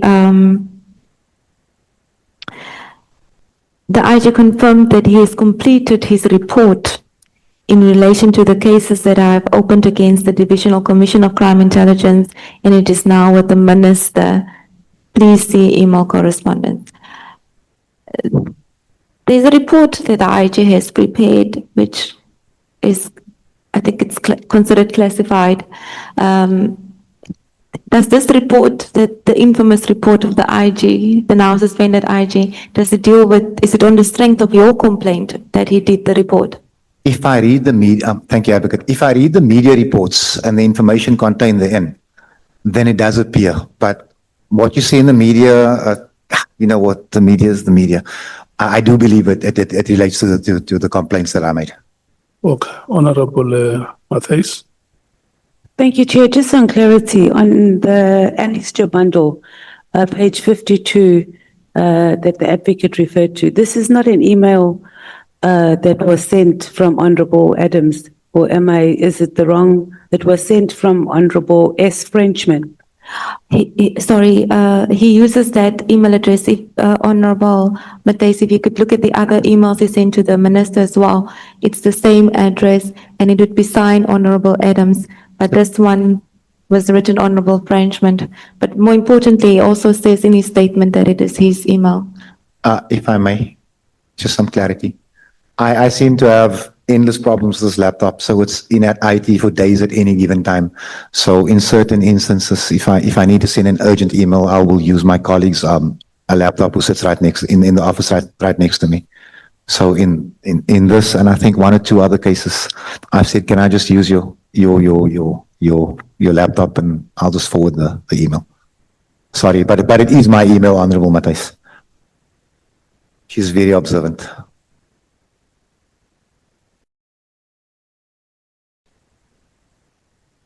Honorable Matthias, are you satisfied? Not really, Honorable Adams, but you even sign it off as Honorable S. Frenchman, and it even says there, it doesn't say, it says here the complaint laid against the police generals by Honorable Fadiel Adams. So it doesn't say the complaint that I laid. Yes, Honorable Matthias. Remember, the IGI doesn't know who Frenchman is. So I put my name in this, you can understand, so he can understand that it is relating to that. And also the signature at the bottom, it's the way our laptop is set up, that any email sent, that comes up at the bottom, and I didn't want to interfere with that, so I just sent it. Okay, but you could have just deleted and signed it off. Well, It's I'll do not that right. next time. Sorry about that. Honorable Nola. Thanks, Chair. I think Honorable Matthias covered part of what I wanted to follow up on. That was the recipient of the email then, which is the suspended IGI, aware that this is the complainant following up on his complaint. Because here it's written, as Honorable Matthias is saying, it's written as though that it's someone else who's following up on your behalf, and the details of the email actually are talking about someone else, not you. May I, Chairperson? The IGI actually called to confirm and replied afterwards via email. I said to him, my laptop is in at IT. I'm not receiving emails. I'm not sending emails, and that was when he responded. Are you fine, Honorable Member? Honorable Skwasana, I'll come to you, Honorable Sokanya. Chair, a quick one. I think because I sit in that committee, it would be improper not to put things into a correct perspective. It should not be recorded as true that PKTT is just ordinary SAPS members, because it's a combination of officers specializing in various aspects of investigation. with Lieutenant General Khumalo, as you know, serves as a head of crime intelligence, and is a designated project leader of the PKTT. I think let's put that on record. It's not only, there's a lot of people in that PKTT who are specializing in the different aspects. Do you agree, Honorable Member? No, I do not agree, Honorable Member, and I'll explain to you why. They are all SAPS members, whether they're investigative, whether they're forensics, whether they are all SAPS members, they're all operational team, besides the prosecutors. Furthermore, the head of intelligence can never be the head of a combat unit, because that's where the accountability gets lost. For instance, I can give you, if I'm the head of intelligence, I can give you this intelligence report and tell you, you need to do this. Yeah. There has to be objectivity for someone to say, hold on a second, this might not be correct. No, what I'm saying, what I'm correcting you, in your statement, what you said now, you said that these are not members of the crime intelligence who are in the as a MKT, as a PKT team. So I'm saying to you, there's various members. There's some members from the crime intelligence in the PKTT. Now, Chief, thank you very much, Honorable Member. If there are members of intelligence there, then that is okay. Maybe that is a good thing. But I'm telling you, there are members that are not of intelligence. Yeah, but Can I finish, please? That are now being housed in an intelligence building. Now, surely that's against protocol. I'm not going to get into an argument. I'm saying to you that if the building is purchased with the proceeds of crime intelligence monies, with crime intelligence monies, it should be used for crime intelligence only. That's all I'm saying. And if that's a point of debate, then we should have that debate. oh, it can't be right, Chair. I think I must correct our honorable member. You can't dictate to the police that if this house is for, it's a SAPS building. Crime intelligence, it doesn't matter. But what I'm saying to you, what I wanted to correct you on that aspect, saying that the PKTT, some members are from crime intelligence. Do you agree? I'm not disputing that because I don't know the members of the PKT. Thank you. Can I finish? No. I'm fine. No. What I'm saying to you, Chief, is if a member is not from crime intelligence, he's not allowed to drive the vehicles, he's not allowed to stay in the accommodation, do you understand what I'm saying? I don't really. Well, then thank you. I really don't understand. No, But thank you. At a later stage, Chair. let's do this. I don't think that we are correct now to go into the anatomy of the PKTT. No.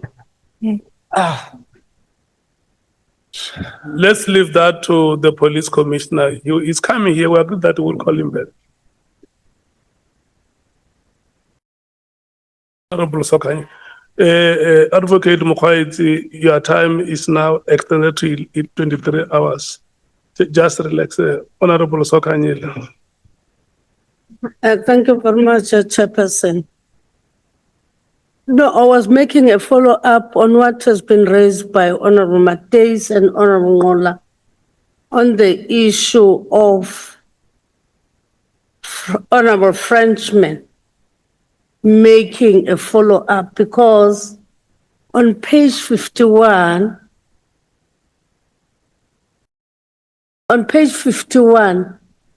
there is a response from the office of the IGI, whereby they're saying that to Honorable Frenchman has already responded to Honorable Adams. So I'm saying that two people are inquiring about the investigation.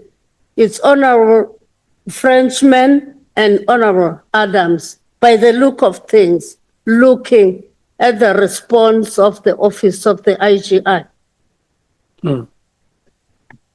What is your comment on that statement? If I'm understanding what my honorable colleague said, Chairperson, I had a choice. I could either wait for my laptop to be fixed, or I could use my colleague's laptop to send an email. It's really that simple.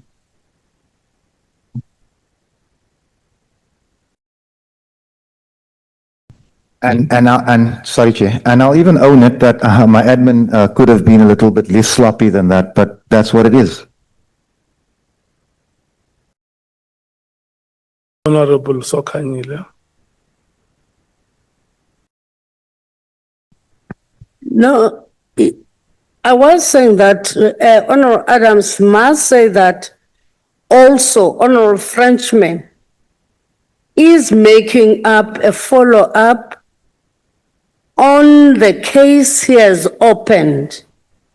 So he's assisting, if he can say that like that, because it reflects like that in the correspondence, if he can say so. Not to say that he was using the laptop of another person.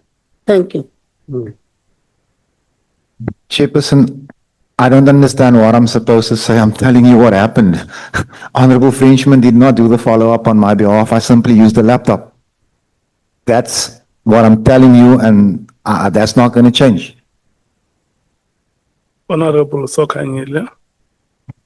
Maybe if we can look, for instance, good afternoon, Honorable Frenchman. Thank you for inquiring about this matter and wish to bring the attached correspondence for your attention.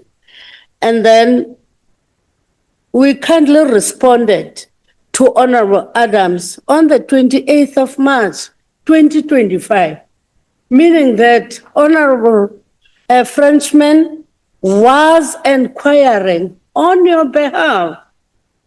Just say you requested him or her to do that, because here is the response. Honorable Sokanyele, then I'd be lying to you. So I've told you, and I've clarified that to the advocate, and I think I've said it to Honorable Nola, I think. And if anybody else wants me to tell the same story, I'm happy to do that. I used the laptop. That's the full story. Honorable Sokanyile.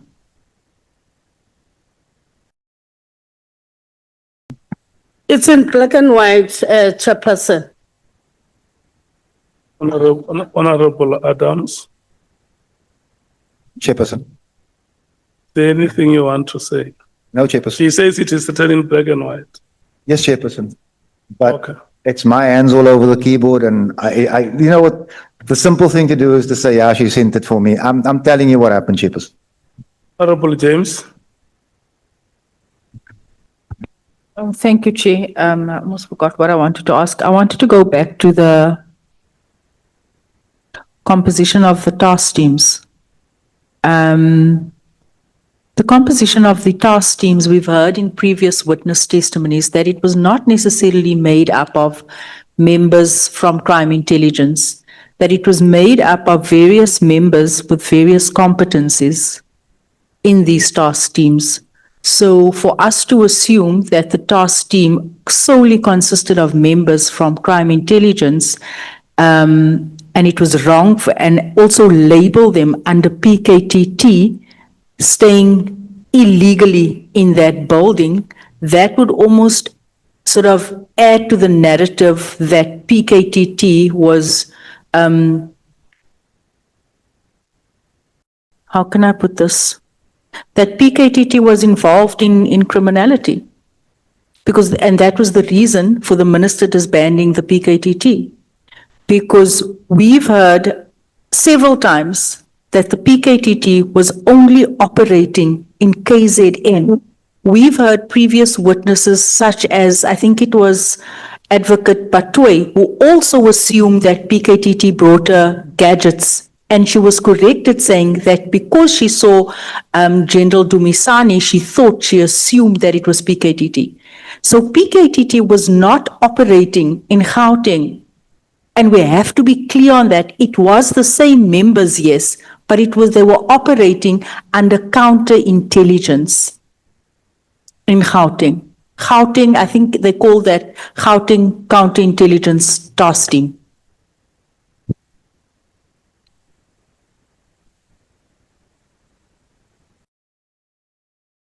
Thank you, Honorable James. The short response, Honorable James, as this committee perhaps should consider an audit of that hotel and the members of the PKTT. Let's see who's from intelligence. Let's see who's from counterintelligence, and let's see who's from SAPS. But what I can tell you, and the more experienced members of the police portfolio would be able to tell you, that non-intelligence members shouldn't come near the equipment, their vehicles, or their buildings. That's not me saying it. That's the policy. Thank you. Okay. Let me remind you again that General Masemola, the National Police Commissioner, and General Mkhwanazi will be back here next week. Before I allow you to proceed, because your time has been extended by the benevolent chairperson. You are no longer concluding at 22:30, but at 23 hours. Can I check if there is any honorable member who still wants to raise a point before we allow?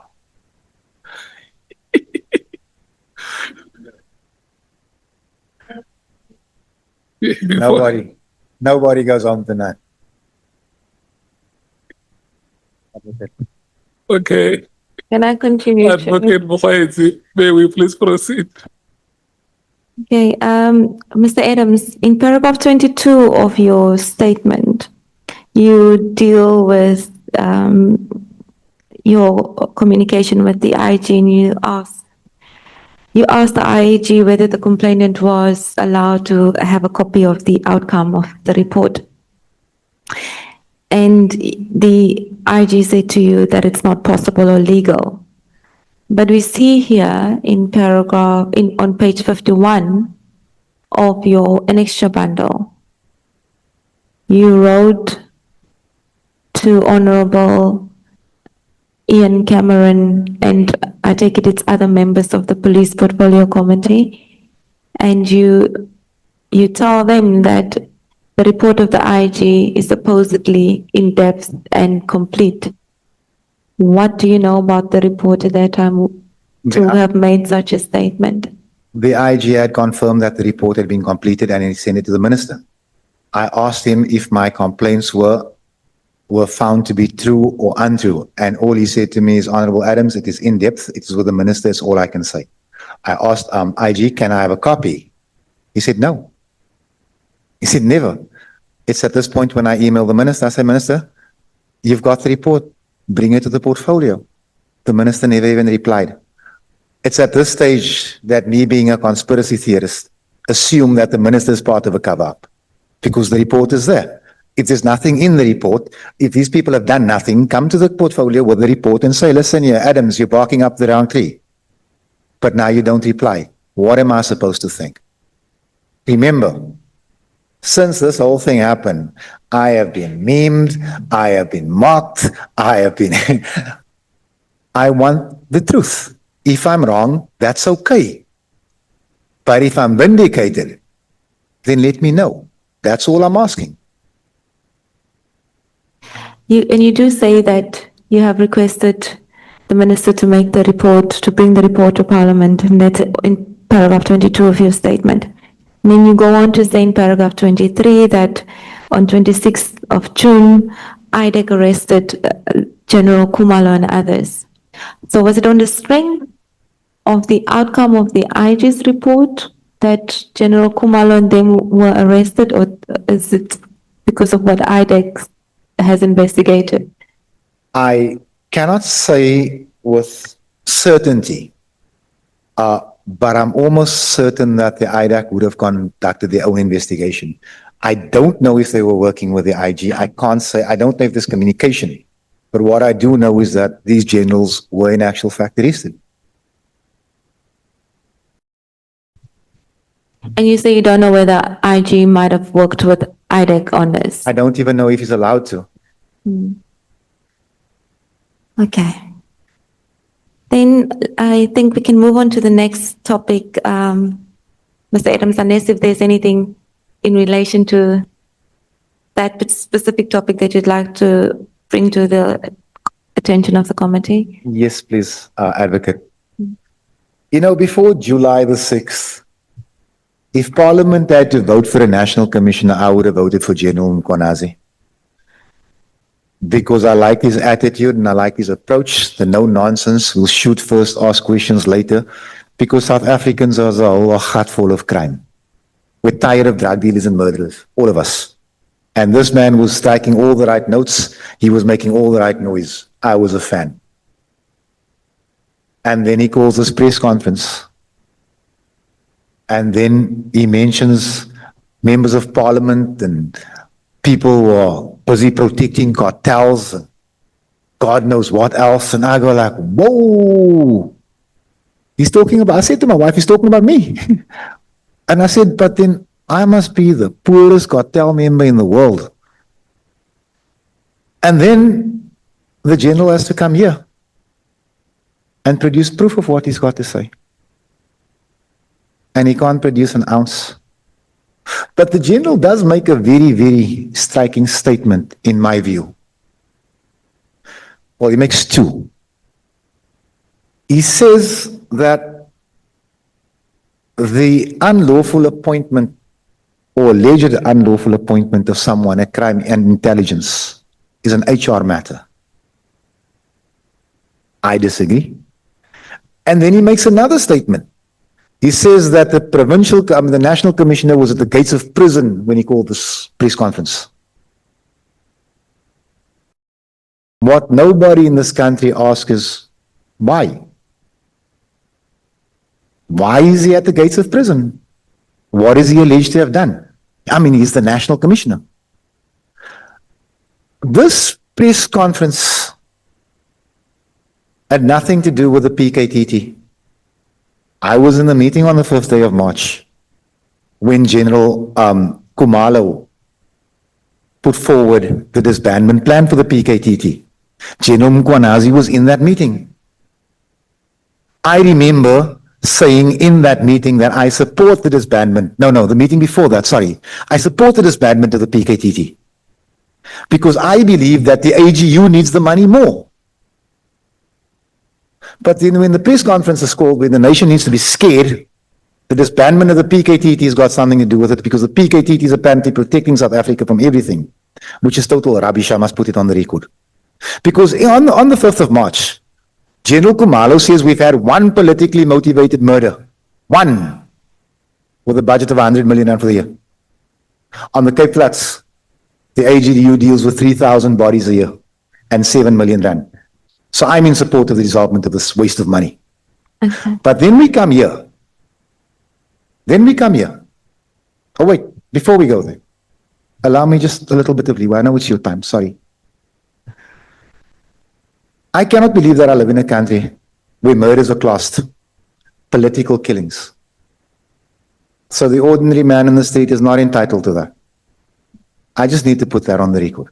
Okay. Okay, can we now go back to your statement and the content thereof, Mr. Adams?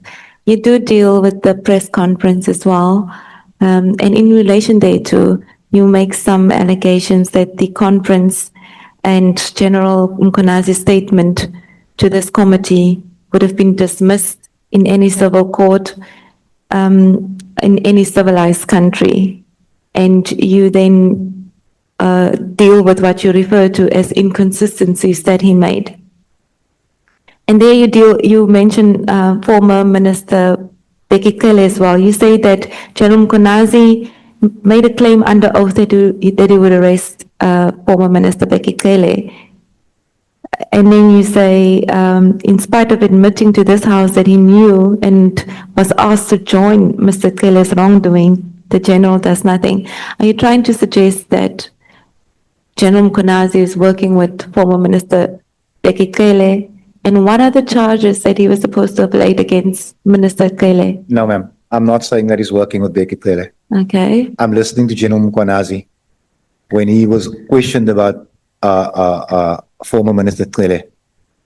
And he says, yes, I know he admires me or something like that. But even he knows that if he's doing something wrong, I will arrest him. He says it. And then minutes, half an hour, whenever later, he said, but when he tried to pull me into his wrongdoings, and I'm quoting this, I distanced myself. Now, when a minister tries to draw you into wrongdoings, why are you not laying a grievance? Why are you not laying a charge? Why is there no email you can present to this house? So it's an inconsistency from where I'm standing. I have my own views on Cele, and they are strong views. But if General Mkhwanazi is aware of any criminality or alleged criminality or wrongdoing by Mr. Cele, why is he not doing something about it? The tough talking, hard tackling combatant. I think the allegation that was made against against former Minister Cele related to a cell phone number which appeared on records that were found on Mr. Matlala's phone, and General Mkhwanazi mistakenly believed that it was General Cele's phone number, which he then subsequently clarified in a supplementary statement.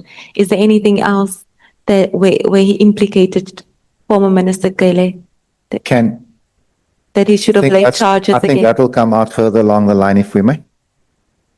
I still owe you an explanation about, it will come to me. It will come before we leave here tonight. But what you're asking me now, unless you want me to jump a few pages? No, it's not a few pages. We're on that. We're on paragraph 25(1), where you deal with allegations that he should have laid charges against it. Now, clarified where former Minister Bheki Cele's name was mentioned, and it's that phone number. What else did he mention What I saw, where he should have been arrested? what I saw, excuse me, advocate, what I saw was I saw a man sitting here saying, yes, I will arrest him. I will arrest him if he's committing anything. He says it. And then he says, when he tried to pull me into his wrongdoings, I distanced myself. I did not see anything about a cell phone. So if I need to retract that part of the statement, I gladly will. I'm not here to tell a lie. That is what I saw. I may not have seen the full thing, but the little bit I saw, it put a serious question mark in my head. I think we're speaking past each other. I was trying to understand what other wrongdoing No. other than the cell phone issue did he mention? No, the general did not expand in the committee. The committee actually didn't interrogate that.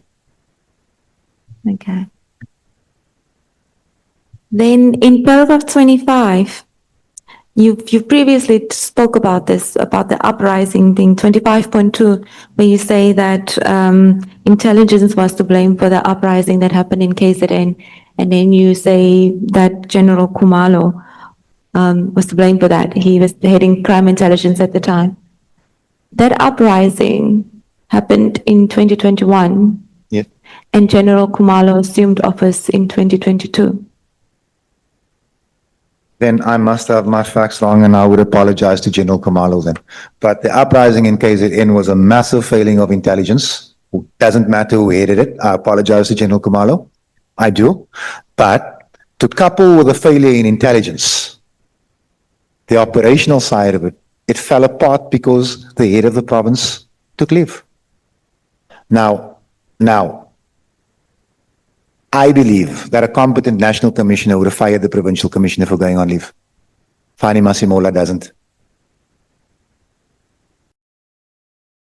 And remember, over 300 people died as a result. And again, the PKTT is not investigating any one of those deaths. Okay, but we've noted that you retract paragraph 25, where you put the blame squarely on General Khumalo. I do apologize. My information is incorrect. Okay. Honorable Skosan. Thank you, Chair. I'll be quick. I just want to get it clear from our witness.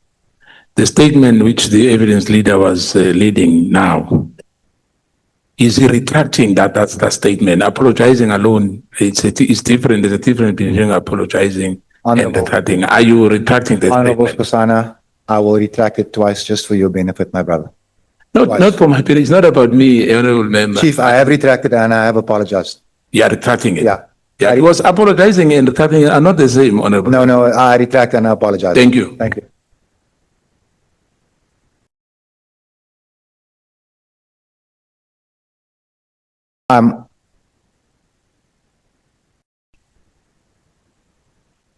Let's proceed, Advocate Mkhwanazi. I see you still have 53 minutes. I still have 50 minutes. We'll have about 53 minutes to conclude. Thank you. Okay. I will try to be quicker, Chair, and I think as Mr. Adams, Honorable Adams was talking, he touched on a lot of the things in the statement, so it should go a bit quicker now. General Adams, in paragraph 26 of your statement, you mentioned that General Mkhwanazi said that you must recommended that you spend time at Portsmouth, and we take it that it's in relation to the fact that you were had classified information which you made public, and you disagree with that because you say that it's not a crime to or rather the policies that regulate classified information does not allow you to cover up crime. Yes, Advocate, thank you. You know, it's such a stigma for people like me to end up in Portsmouth. But anyway, my opinion is strong. I do believe that General Mkhwanazi is a constitutional delinquent. The man wants me in jail for reporting a crime. He would prefer that I cover up a crime. That's what he's saying. Now, I would refer General Mkhwanazi to the Vuma versus IPA judgment, where it says that you cannot classify crime. And then if you can't read that one, there's a shorter document, it's called the MIS document. It says the same thing. So I'm covered. I'm covered by court rulings and a cabinet document. If General Mkhwanazi feels otherwise, then he must come with documents, man. I'm not here for his opinion. I don't care about his opinion. His opinion of me is very low. And I can tell you it is mirrored by the way I feel about him. When does the document become a crime? Before or after classification? You can't classify crime. You can't. So- Furthermore, I would like this committee to ask who classified that information. Was it General Kumalo or was it General Masimola? Because you can't classify crime. The High Court has ruled.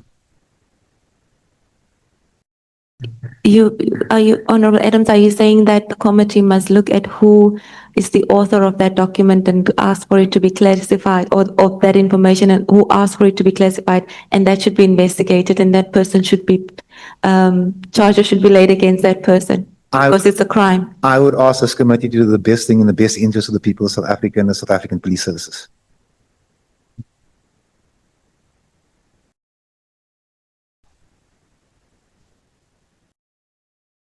Then in paragraph 29, it's a different topic. You deal with the apparent protection of General Mkhwanazi. And again, you're making very serious allegations in relation to the PKTT. And my question is, are you saying that the PKTT has killed minors and injured minors?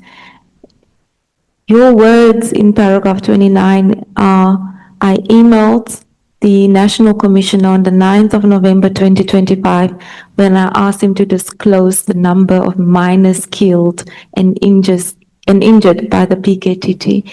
You're not asking if they have done it. The way I read your statement is that you're suggesting that they have in fact killed minors and they've injured minors. Where do you get that information? I am not willing to disclose that source. But what I can tell you is that the National Commissioner still has not replied to that email. I would also have to ask, ma'am, why we skipped paragraph 28. It's a very short paragraph. We can go to it. I would expect us It was to not my thank that. intention to intentionally skip information that you want to deal with. 28 deals with accusations that you said General Mkhwanazi made and said that IDAC belongs to an Indian cabal. Do you want to expand on that? The disappointment of it all is that after being accused of being an Indian cabal when Advocate Johnson was a Shamila Batoy sits here and they break down the demographics of the IPER, the only racial group in this country that was underrepresented was again predictably the Coloureds. I'm not surprised by this. In the Western Cape, years go by without a single coloured police officer being advanced. Not one. But there was no outrage. I can imagine what would have happened if black people, white people, or Indian people were underrepresented. There'd have been a commission into a commission, but it's just the colors. Doesn't really matter. Thank you, Advocate.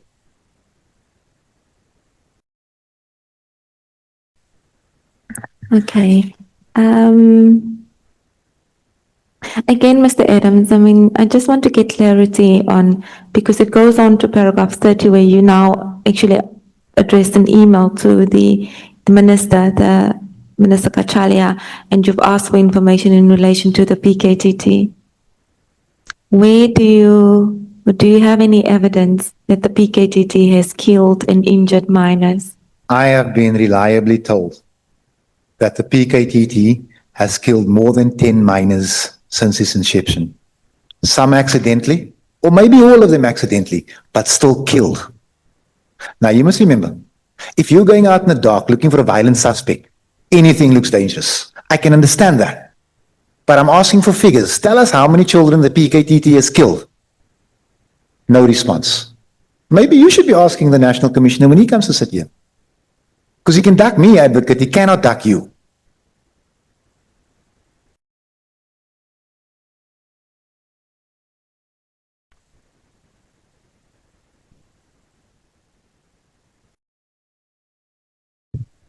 Mr. Adams, in paragraph 30, of your statement, you say that you've requested information, and I've just briefly talked about how you asked the Commission about information about the PKTT.